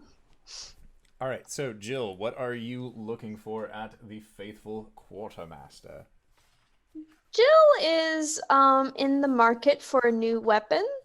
Okay. She's kind of interested in a chain motif, so maybe like a flail would fit her interests. Okay. I dig But it. maybe like a flail that's better than a regular flail, because she's got a little bit of money. Okay. Sounds good. So, I am just seeing here about what normally... There we go. Alrighty, so... Let us see what she has currently on in stock, or if you might have to order something special in. So... There we go. Yay, magic item tables! Alright, so... That is... I'm going to use my Acq Inc dice for this. Alright, so... She has the spell scroll in. She has a +1 arrow that's just chilling. She knows that somebody's going to buy it. Then she has a what she describes as a feather token. So you would be able to, in this situation, use the feather token once I can find it. To have it turn into a variety of things. And this feather token itself is in the shape of a swan. And you know that in using it, it would create a swan boat. Oh. Also, not a weapon, though. Yep, not a weapon. All right. Then there is a very good potion. As well Oh, that as... would actually be useful. Alrighty. You see that there is a very, very dusty looking spell scroll. It doesn't look like it has been looked at in over a decade. Make a persuasion check. Okay. Good to persuade the spell scroll. 18. Okay. So at this point, Zendros asks what you're looking for in gear. Mostly just so that way she might be able to kind of like piecemeal something together for you. Like if there is like she could possibly take the +1 enchantment off of the arrow and then apply it to something else. But just sort of like, what are you looking for? And she'll try and meet you halfway on this. Jill is looking for like a flail maybe, or some sort of weapon with like some sort of chain-like property. Okay. That might be +1 or just, be better than a regular weapon. Is there any kind of elemental effect that you were looking for? Oh, I didn't consider that. No, I can do enough elemental stuff, I think. I think just having the wacky is fine. Okay. With that in mind, in order to get this +1 flail and like take the enchantment out of this arrow, and then put it into the flail, she says will cost you 250 gold. Oh, that's easy peasy. And she just sort of shrugs and says, "You didn't want anything fancy." What Fancier. what constitutes as fancier? Like what are the what's the package? What's the options? Well, your friend Hish has a scimitar that lights on fire when they will it. We have weapons that could alert you if you are going to be ambushed. We have weapons that could possibly deal frost damage. There's a plethora of different damage types that we could do. It's not exactly legal, mind you, but there is a practice that we sometimes like to do in Ayuz where we have hollow weapons and then we fill the empty chambers with a sort of liquid metal. So as you swing it, it's actually heavier on the ends, and those are rather fancy, I would say. But you won't be finding any of those anywhere in Waterdeep or from Waterdeep to Baldur's Gate. Okay, so it makes the weapon like heavier and hit harder? It would increase its crit range. Oh, that could be good. I'm interested in the one that I guess alerts you, keeps you from getting ambushed and all that stuff. Okay. That could be useful. So that would be an additional 300 gold. Okay, so like 550. Yep. Okay. And then she asks if there's anything else that you would like with it. I'm also in the business of getting a better shield. Okay. For 300 gold, she could outfit you with a +1 shield. Sweet. Yeah, I think she's all set. Okay. Sounds good. So yes, you are outfitted. Ulman, while you are here, are you interested in picking up any kind of magical items? As she pulls out the +1 shield, do you have any more of those? Let's find out together. And she looks at you, just... This is the last one. Shame. Awkward between the two of you, but still Can I profitable. put one on order? Yes, we can have one on order for you. That would take roughly. We'd have to bring it in. We could get it here in 5 business days. It works for me.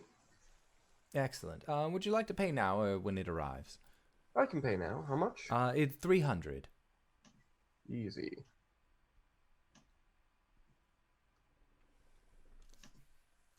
He hands over a bag of platinum. Her eyes light up and just, big spender. She kind of tucks it back away. More like I prefer less coins in my pocket. Well, we're always happy to lighten the load here. Oh, I'm sure you are. Speaking of which, and he pulls out a long piece of paper. It's like, could I get all of these groceries delivered to the ship? Certainly. With these quantities? Yes, please. All right. How much are you spending on groceries? How much can I spend to have a very well-stocked kitchen? You could probably do that for very well stocked, like well off level quality would be 100 gold. Okay, great. Then I will spend that. She just shakes her head. Sure. Sure. She's more than happy to oblige. I'm cooking for many people. I would And a assume. lot of different palettes. Fair enough. And are either of you looking for gifts for anyone else? Can I interest you in some dessert? Jill, you're muted. Sorry. You know we need potions, Ulman. We need potions badly. We do find ourselves needing those more often than I'd like, don't we? I have a potion of supreme healing here. Only one, but 2,000 gold. Oh, okay. Maybe not. Wow. Maybe not that kind of potion. That's pretty pricey. You know. Pay what you get for quality. Maybe perhaps something a little less stupendous. Oh, well. We have regular potions of healing. I haven't seen a greater come through in a few days. We can stock up on some of the regular potions of healing. I think that'll be fine. What do you think, Ulman? You think that's fine? Yeah, that should work. Okay, we'll get.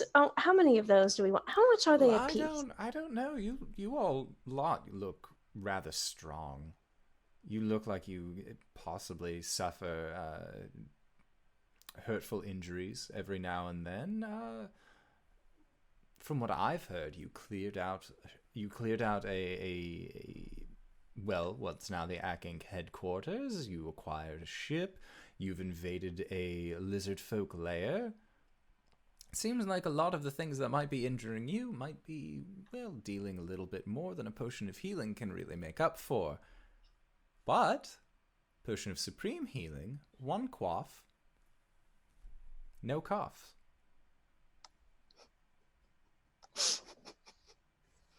I think they're more supplemental to us, to our cleric's healing. Well, that's fine. Clerics have always driven down the price of healing potions. Looks away. Competing markets. Of course, I just wouldn't want anything terrible to happen to the lot of you without a potion. What a shame that would be. Terrible checkbook to lose. How many of the little ones do you have? We have 4. Okay, well, you know what? I will buy all 4. Excellent. That'll be 200 gold. Okay. Let me know if any greater come through, though. I will keep an eye out. And I will make it my mission at some point to hand out one to each of my friends over the week. Okay. Okay, I think that about wraps it up for me. That's all the shopping I need to do. All right. So, then Albus, you are currently performing your tutoring. All right. So one of the first individuals that approaches you for tutoring is actually the guard captain of the town, who ends up coming up to you and says,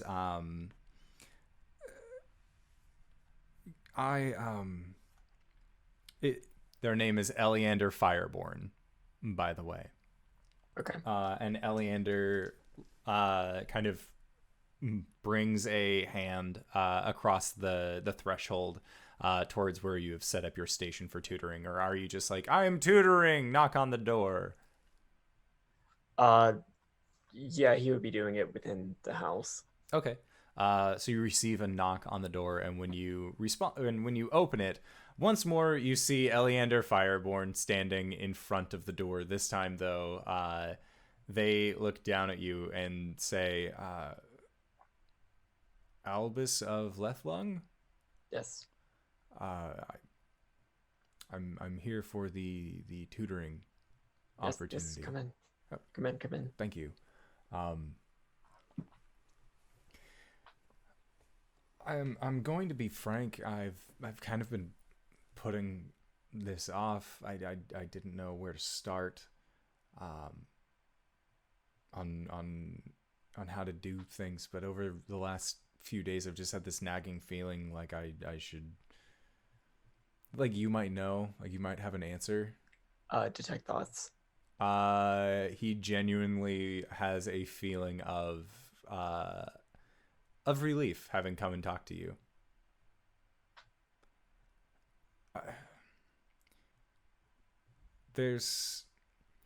I'm interested in somebody in town, and I'm no poet. And I was wondering if possibly you could maybe teach me. Sure. And he'll guide this person through, like, okay, what did they like? They love coin more than anything. God, who is this person? Make an insight check.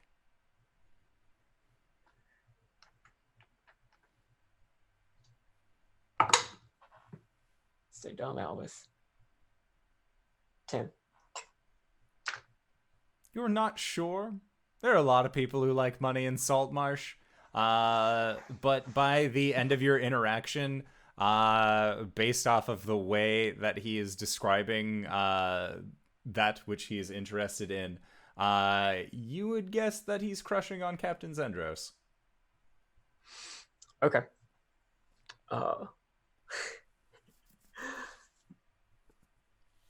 So I'm definitely going to help him write a poem, and that's going to be through bark inspiration and just just helping him out. Okay. The words and everything. I'm not sure what checks both of us would need to make for that. Okay. Make a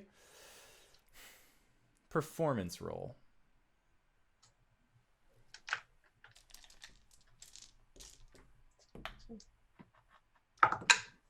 Natural 20.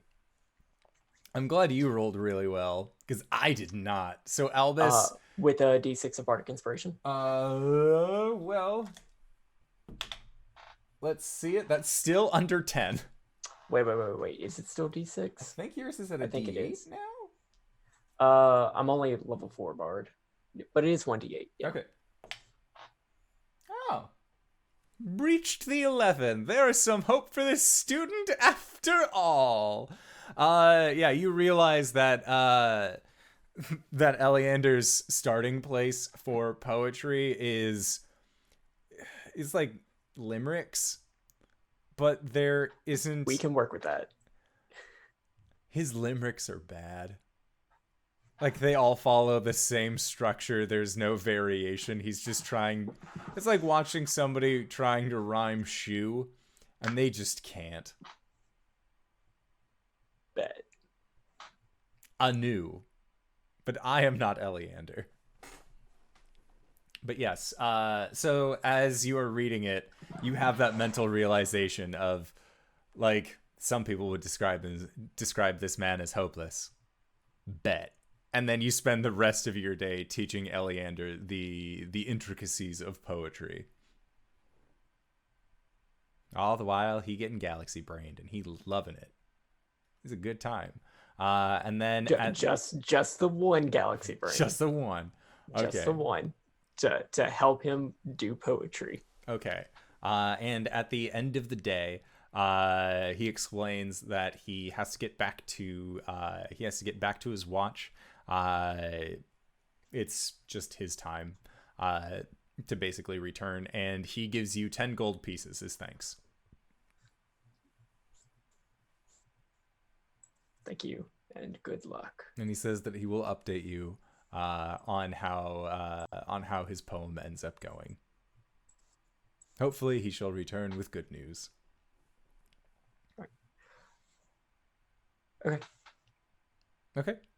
Yeah, then your guys' evening, you begin going into your evening once again. Albus, you have already finagled your jar of whispers to now be the rank 2 jar. There's a tiny little satellite dish that just sort of seems to consistently be scanning back and forth. And Ulman and Jill, what are you guys doing for your evening? There is actually something that I wanted to do, but I forgot about it until now. Excellent. Do I have the spell components for, I can never say this correctly, augury? Or is that something I would have to go out and get? I would say that you would have them. Augury is one of your class spells, correct? Yes. Yes, then you would have that on you. Okay. I think Jill is gonna like sit at her desk and spread the stuff out. And she's going to want to cast it, and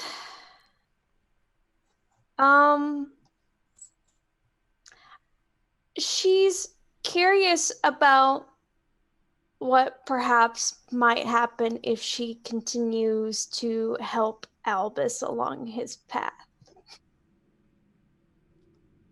Okay. And can you read augury for us? Yes. Let's see. So by using the components, you receive an omen from an otherworldly entity about the results of a specific course of within the next 30 minutes. Damn it. Well, maybe I'll go help Albus today in 30 minutes. Yeah, sure, why not? DM chooses from the following possible omens: wheel for good results, woe for bad, wheel and woe for good and bad, nothing for results that aren't especially good or bad. Spell doesn't take into account any possible circumstances that might change the outcome, such as the casting of additional spells or the loss of gain of a companion. If you cast 2 or more times before completing your next long rest, there's a 25% chance for each casting that you get a random reading. You make the roll in secret, but no. Okay.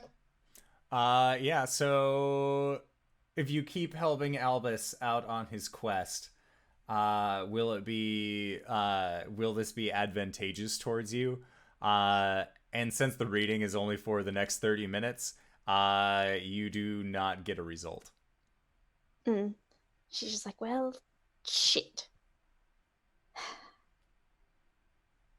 Okay, well, let me try this again with something else. What if I keep reading these books? Is this gonna be good for me?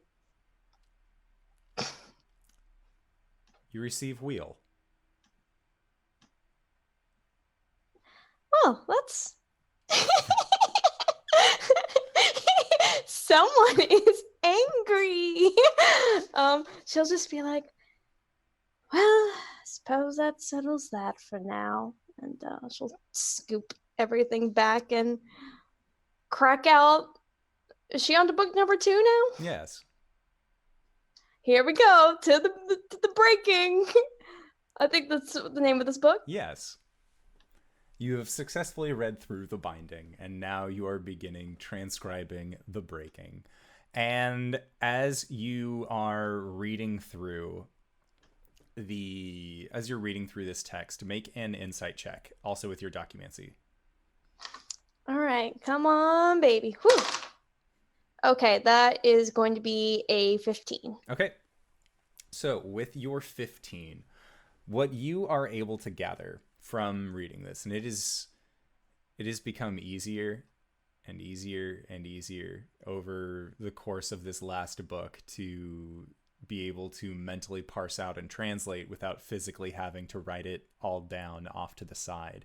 And if anything, you are more transcribing with a free hand while you're reading, just absent-mindedly, to kind of just, you don't need to focus on it as hard anymore as you're reading. And what you find out is that throughout all of time, there have always been chains, and there have always been those that break them. However, not all of the chains have all been broken before. some have been broken and then rejoined, others have been newly forged. It seems like these are in a constant state of flux. But with the events that have happened over the course of time, over the last 500 years or so, with the first and the second sundering both happening so quickly, you know that the chains are in a place now that they have never been before. That there are fewer of them than there ever have been before. And you reach a page in this book that begins to then discuss potential locations for where these cruxes can actually be found, these kind of conjoining areas. And after you reach this point, as much as you are wanting to will yourself to go on, your eyes are tired and you rub your eyes as you normally do, having reached this kind of point of sleepy towards the end of the evening. And as you look down at the notes that you've been taking, you've seen that the paper has been shifting the entire time that you've been writing, and it is just this long spiral of notes that go towards the center of the page. And it seems like after you hit a certain point when writing, that you started writing over other notes, and it is beginning to look similar in the language that you are currently reading from these books. Well.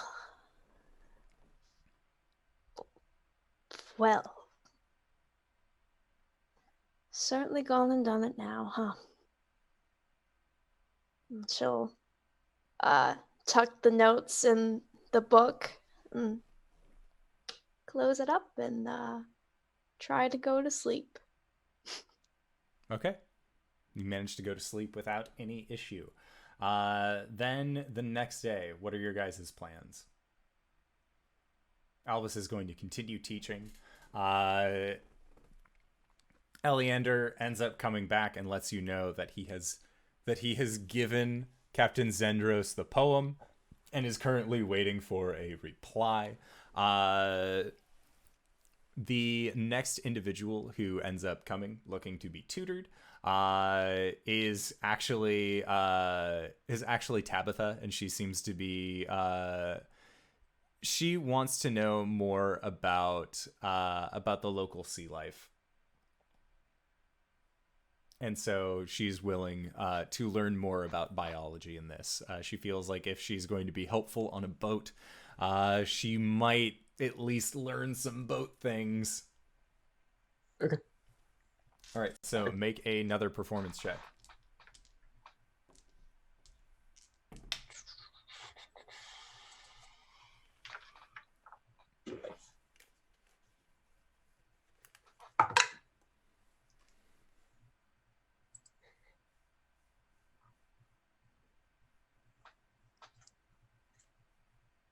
Performance? Yes. 6. Okay. So you are having a bit more difficult time. It's been a while since you've taught biology, and the thoughts of how to explain the existence of these protochul while dancing around how you know about the existence of these protochul and more just explaining why you don't eat the lobster in town it's kind of difficult for you to kind of wrap your brain around this three-pronged argument to have it meet at a focal point. But Tabitha is actually able to kind of parse out, and even though she doesn't really know the full details of what you're trying to explain, she knows well enough now to not eat the green lobster or try any of the booze from the snapping line. She wasn't interested to begin with, but more so now. And did she add Galaxy Brain? Yes. Cool. She got an 18 with her Galaxy Brain. Great. I'm a great teacher. Yeah. All right, Ulman, was there anything else that you would like to do for the day? I think Ulman just takes Bims and Ham out to the woods to hang out and do art and chill out for most of the day, and then comes back in the evening to make dinner. Okay. And as you're on your way back, one of these instances, you can hear the bassy rumbling of the ostentatious cart that belongs to Rosie Beestinger of Team C. And she's making her way out of Saltmarsh. And it is just this very fluid experience watching her drive this cart in front of you. It seems almost like as they're going, there is just this sheen around them. Like, out of all of the places for Rosie to be, she is meant to be right up there whispering her secrets to Coriander, the almost horse, making their way wherever it is they're headed. All right. I wave goodbye if she's in view. And she turns and she just gives you this very reassuring, smiling grandma look and just waves. And then there is a "yeah," and you watch as the cart just sort of jaunts forward. It doesn't seem like it's necessarily playing along the same logic as a horse and buggy should. It seems like it is just moving faster as Rosie continues to speak to this animal. And that is what you're assuming the powers of cartography would eventually get you, should you have selected that from the job listing. But yeah, you make your way back. You end up cooking dinner. Jill, are you eating dinner with Ulman again? Or are you staying in your room to eat dinner? I think she would want to stay in her room to eat dinner, but I think Ulman would be like, "Oh, remember what Hish said? Gotta eat dinner together," and she'll kind of grumble and put her books away. Because she's cooped up all day. She's been cooped up all day. Then as we're seated at the table eating dinner, so what did we get you into? Ulman, make a perception check.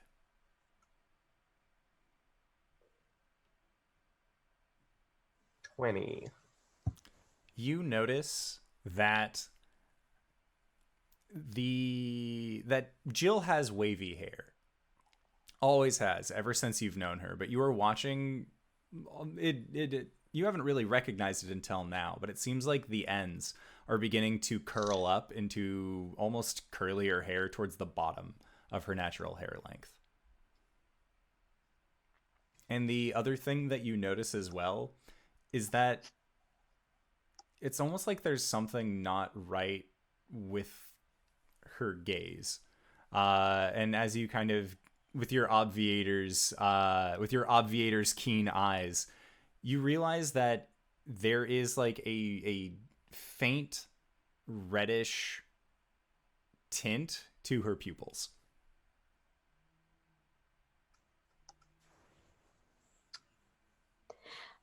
Totally cool and normal things. Yep. So she's just like, "Oh, the books, well, it's mostly a lot of, talks in circles a lot. It's mostly just, stories and legends and myths and what have you. I haven't made much progress yet." Oh, all right. Well, if you find anything out, I guess you don't have to tell me, but I'd certainly be interested. Well, all right. I suppose. After all, you and Ham did help me get through a lot of the first book. However, I find that it's easier to read now, so that's good. Oh, you're getting a hang of it. That's nice. Yes. Albus is sussed. Albus is just sitting eating dinner, just like, Detect thoughts. Okay. So, what are your so base level thoughts about this? I mean, she's not being entirely forthcoming. She's probably thinking about the words in a spiral, and she's probably also kind of thinking about where she last left off with the places of what did I write my fucking notes? The potential locations for the cruxes.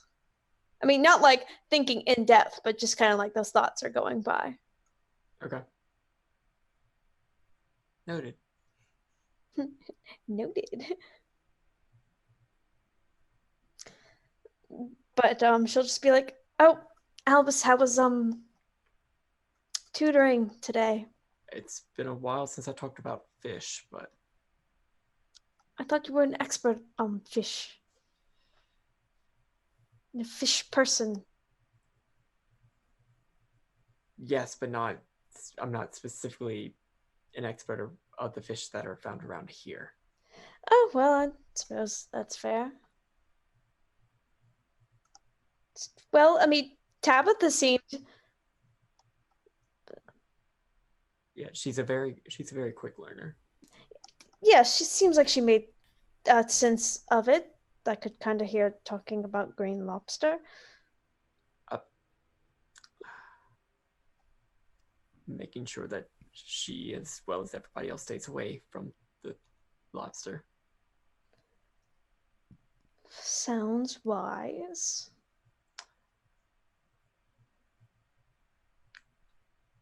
Indoor, Ulman? all the Oh, sorry. lobster.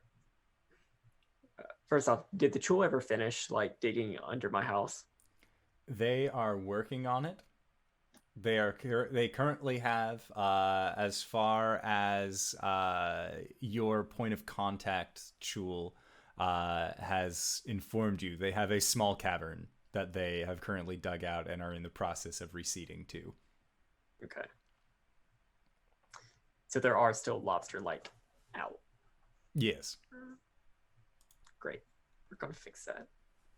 Eventually, we're gonna fix that.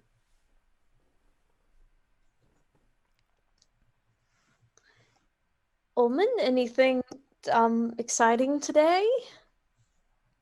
I saw a fox. Came over, was snagging some of my beef jerky. I don't mind. But no, just a nice day in the woods. That sounds lovely. You're always welcome to join me. It's pretty out there. I appreciate the offer, but I feel like the sooner I get through these books while, we have a chance to catch our breaths, the less I have to worry about it later. So hopefully I can cram them all in before That's we fair. receive our next job. I'll make sure to cook you plenty of nutritious brain food. I don't know what constitutes that, but I'll figure something out. It's unnecessary but appreciated. Okay. Sounds good. So, your dinner goes by otherwise uneventfully. And then, Jill, are you just getting right back to the books at this point? Yep, she's just like, well, this has gone on long enough. Time to scurry back in. All right, sounds good. So as you continue to read through it, make an insight check. Okay, that is a 16. Okay, so with a 16, moving forward through this tome, you manage to finish it this evening. It is one of those things where it becomes gripping to you, and it is very difficult to put down, as it seems like the writing itself begins to almost quicken. Like, as you're reading it, if somebody was telling it to you, it would just naturally seem like it would just be picking up and up and up and up until eventually it reaches a climax. And as you're reading through, you find out that there are 9 of these primary cruxes that have been left. at least that there are those that can be found. One of which is in the small town of Nightstone, off about a couple 100 miles to the south. There is another one of these that are located in the Anarok Desert, far to the east. There are two that are located in the Isles of Evermeet, and then there is one in Boulder's Gate. There is one in Luskin, and I believe that the final one is located in Cholt.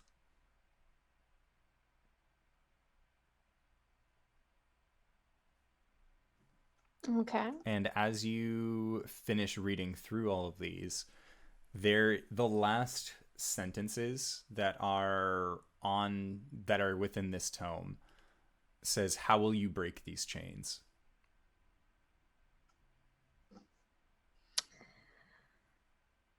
Whew. Yeah, she'll. Make a wisdom save. Oh boy.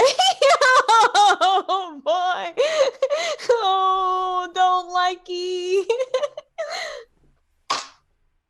19? Okay.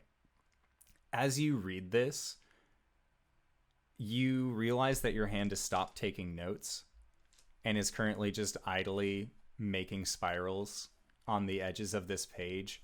And you feel yourself being drawn visually towards the third tome. This unnamed tome that you had seen before.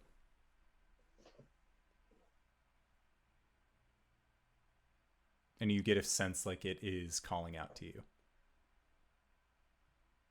I close the second book.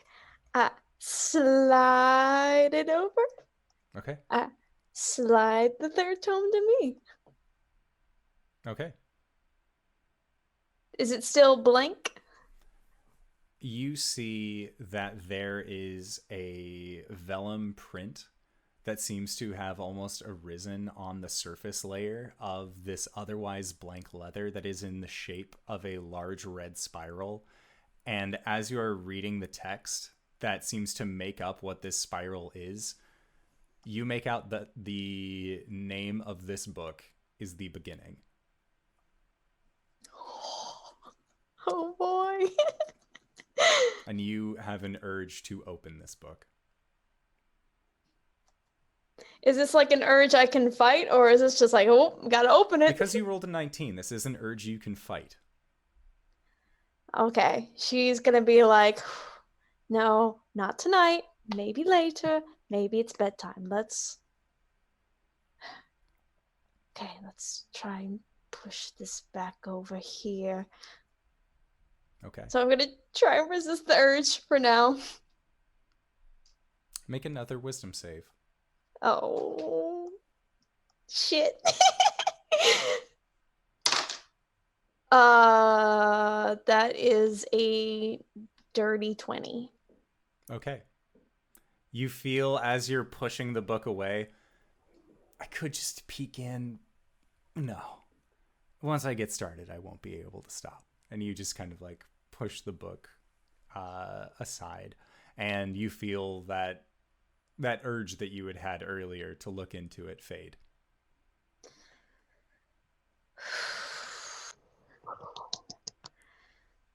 Come on, Jill. Come on. Okay. Time to go to bed. Okay. So Jill, you end up going to sleep. No issue. Albus, the next day, Eleander lets you know. So, Albus followed Jill to her room and was sitting outside of her door in case she came back out.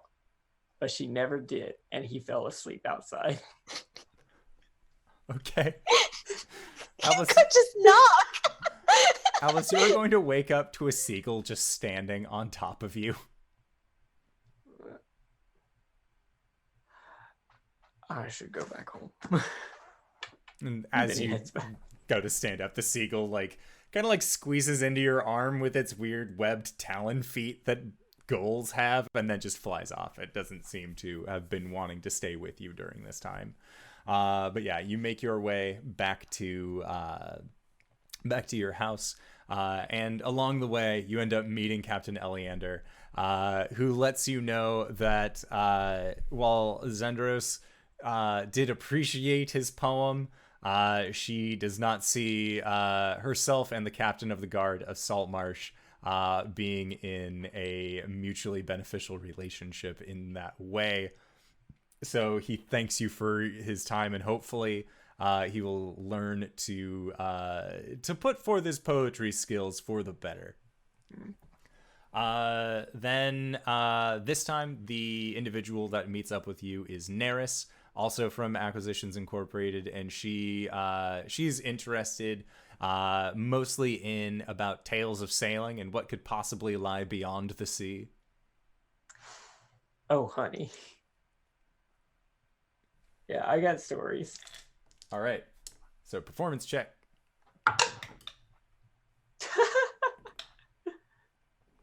What'd you get? 9. She got a nat 1. Maybe we shouldn't tell most of these stories, but yeah. Fantastic islands, treasure, pirates. So as you're trying to deliver these stories, she's doing the ADD brain thing where you'll get like halfway through a sentence and then she'll ask you another question about that half sentence that you just said.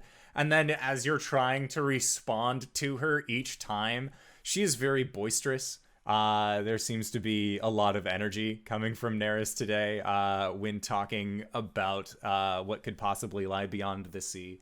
And at the end of it, she seems satisfied with what she learned, even though she only learned maybe a fifth of what you had tried to explain. But she seems content about it. And then, Ulman, did you have anything else that you would like to do for the day? I think he stays around the boat today and tries to take note of if Jill is just in her room all day reading. Jill, are you in your room all day reading?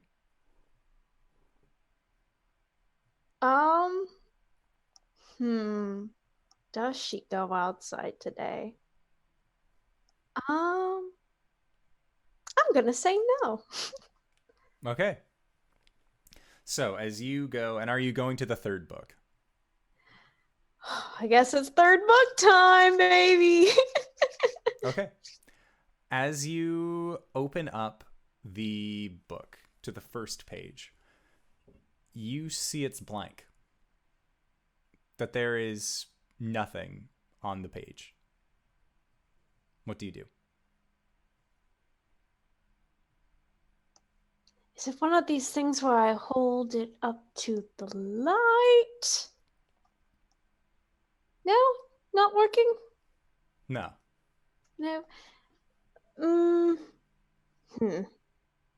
Turn to the second page. It is also blank. Just flipping through to see if there's any sort of ink anywhere. And as you begin peeling through, you get to about the center spine of the book. And as you turn this page, the two inside pages are completely black. And as you look down at it, I need you to make a wisdom save with disadvantage. Oh, I hate that. Oh, I hate that, Indoor. Oh, God. That's a 15. So with a 15, you looking down at these pages feel that the world around you darkens until in your central vision is just these pages, and coming from what looks to be deep within them, very far, possibly even miles of distance, looking down into these pages. These are not the standard black that you have seen, whether it is in the color of your hair or the color of any kind of darkened leather. This is the equivalent of Vanta Black, just that impenetrable by light, depthless field. And as you look down, you see that there is a brilliant red color that begins at the center of the spine and begins working its way out. And as this brilliant red comes up, there is a spiral that is just forming around it, and it seems to go like almost cone out, and you can feel it passing by your head. And as it continues to pass you by, you feel that same kind of feeling of divine chaos just begin wreathing down your body in waves, until eventually you feel yourself consumed by this blackness, and you feel taut on your arms and on your legs. And as you begin trying to move, you hear the sound of chains rattling. And as you look down, there are 9 chains that have currently bound you. And you begin to shake and you begin to struggle. And as these chains shake and echo with it, there is a voice that you hear, a voice that you've heard once before, one that is calm and comforting and oh so familiar. And it says, "Jilfa'en, it's so nice to see you again." And you recognize this as the voice of Tharsden. Well, I sure wish it was under different circumstances, she'll say, rattling. I never. This is how it was meant to be. This is how it was always meant to be. You've read my story front to back. Both tomes. It's beautiful. Your, how do you describe it? Documancy. It has allowed you to see beyond what others have tried to glean for thousands of years.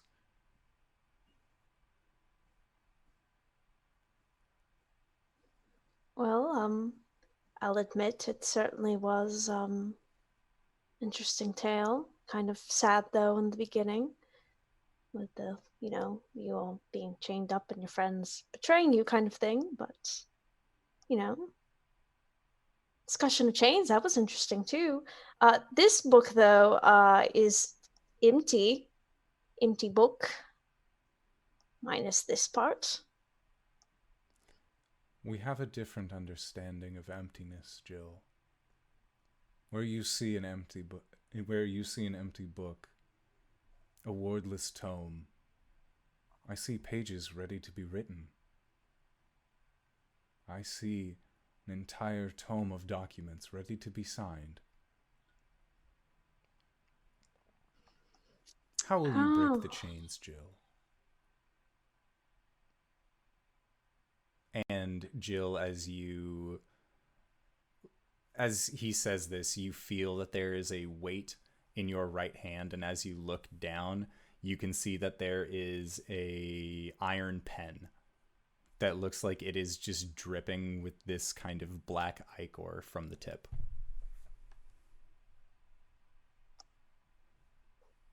All right, so the pen's in my hand. The pen is in your hand. Okay. If I take it and kind of draw it down in the air, does it make any sort of line? It does. I guess she'll write, "I command the chains to release me." And with that, you see that the letters stay, and then they dissipate. And as they do, they slink down onto the ground and then arise as what looks to be monks, as would appear to be Osmandius, Bayleaf, and the other monks that you have met before. And you see as they approach and one by one unchain your fetters. And as they do, each one just takes their chain, bows, and then they seem to just drip down with ink into a pool of darkness onto the ground. I'm surprised that worked. It works because they were your chains, Jill. But how will you break mine? Well, You know where they are.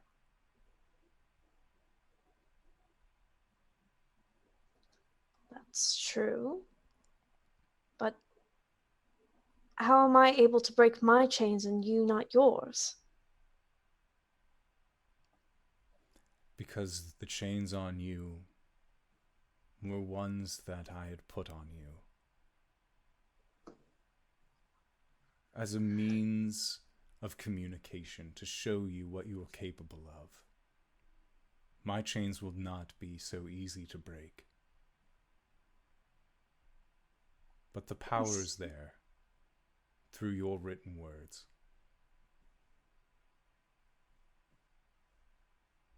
I see. So this book is mine to write the beginning in. The first crux. Nightstone. How would you break it? How does it break?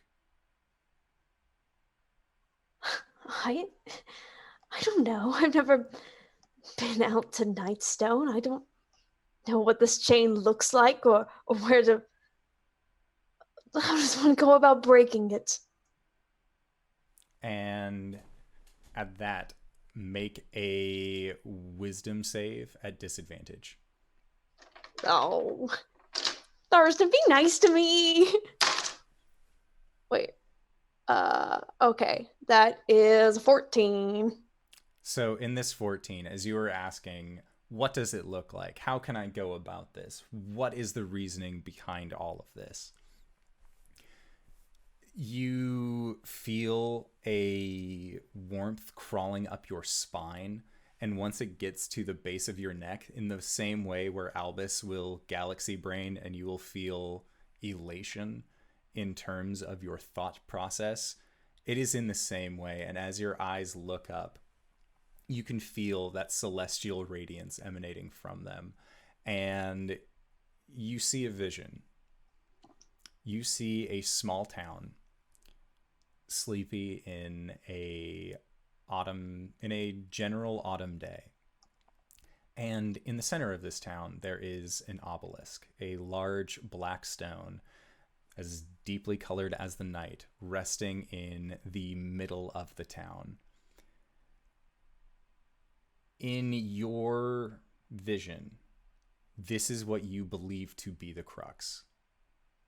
That this is what is holding down one of Thariston's chains. But it's so large. What could possibly be strong enough to take something like this away, to destroy something like this? And you think, and a smile creeps across your face. Obviously giants. It's so simple now. And there is a shadow that appears over the town of Nightstone that you see creep over as large rocks and boulders fall from the sky, peppering into buildings, crushing parts of a church. The barricade around this town is just shattered from these large falling rocks. And from the sky, a castle made of clouds descends downward. From out of this castle, several giants appear.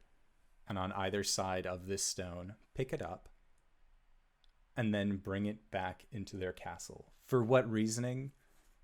You aren't sure. But in your story, in the way that you believe this to happen, the crux is freed. The chain is broken. And as you come to this realization, there is a sense of internal glee.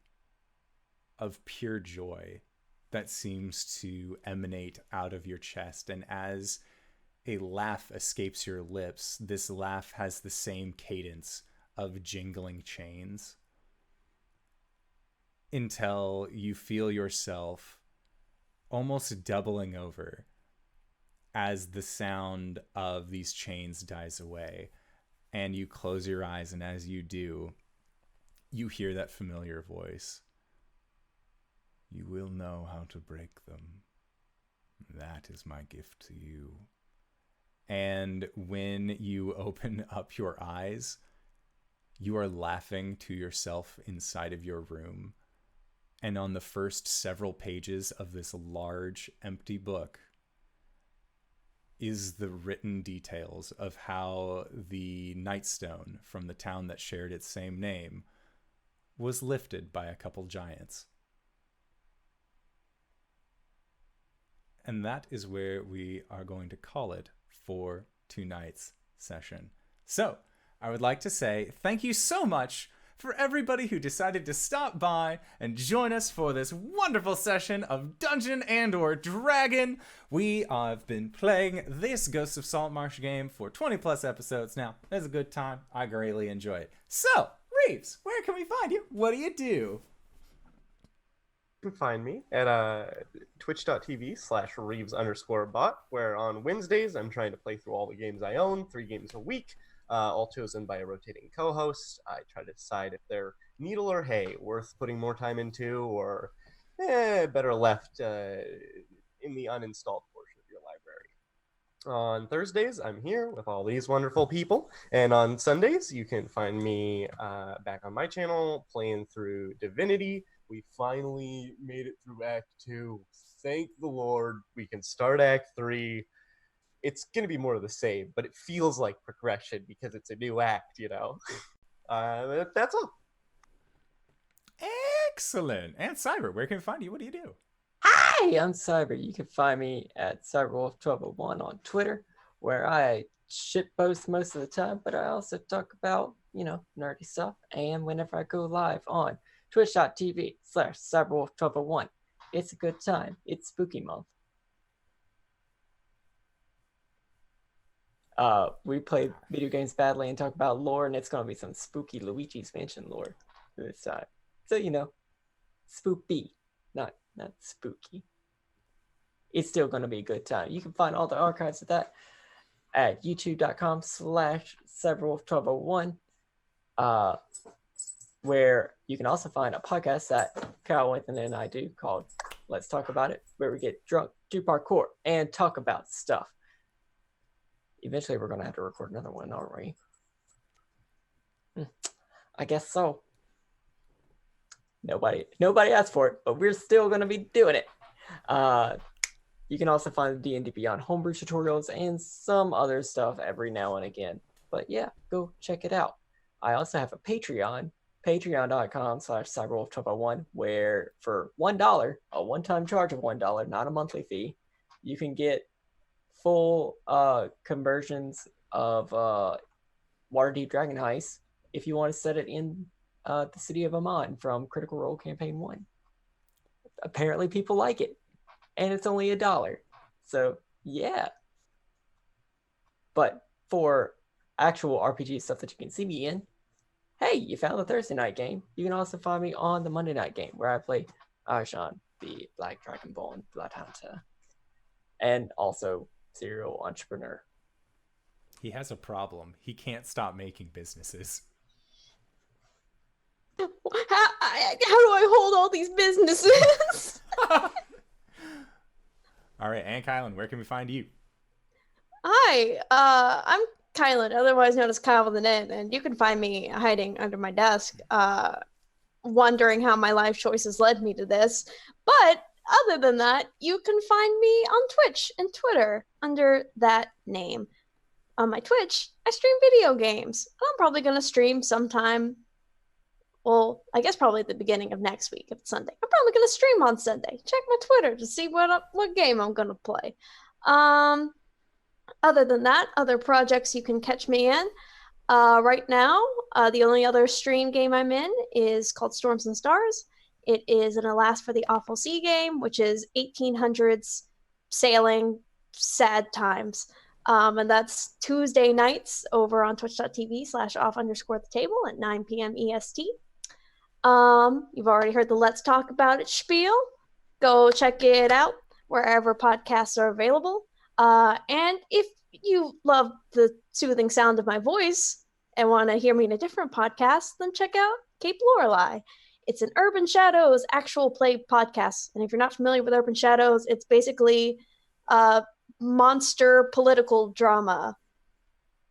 Monster Turf Wars. And I play one of the characters on there. It's available on iTunes, Spotify, and SoundCloud. So give my things a listen and a look-see. Thanks. Yeah. If you've made it this far, you probably already know who I am, but if you do not, I am the Indoor Adventurer, and I have to use the bathroom, so I'm going to try and make this quick. We have an after show set up called Nights in the Courtyard, where we answer questions not only from each other, but also from the community at large that you can find at patreon.com/indooradventures. If you liked this show and this was your first time, consider going to youtube.com/indooradventures and checking out our backlog of stuff. We also have podcasts set up under the same moniker, so if you're more of an audiocast type person and you would prefer listening to it there, consider going to either Spotify, iTunes, anywhere where you can find them. We're pretty available. Other than that, we do this show Monday, Tuesday, and Thursdays, 5:30 p.m. Pacific Standard Time. Consider checking us out. Until then, we are going to be going into that Patreon-supported podcast. Bajouge, the link is below, and we will see all of you guys next time. All right, everybody. Bye-bye!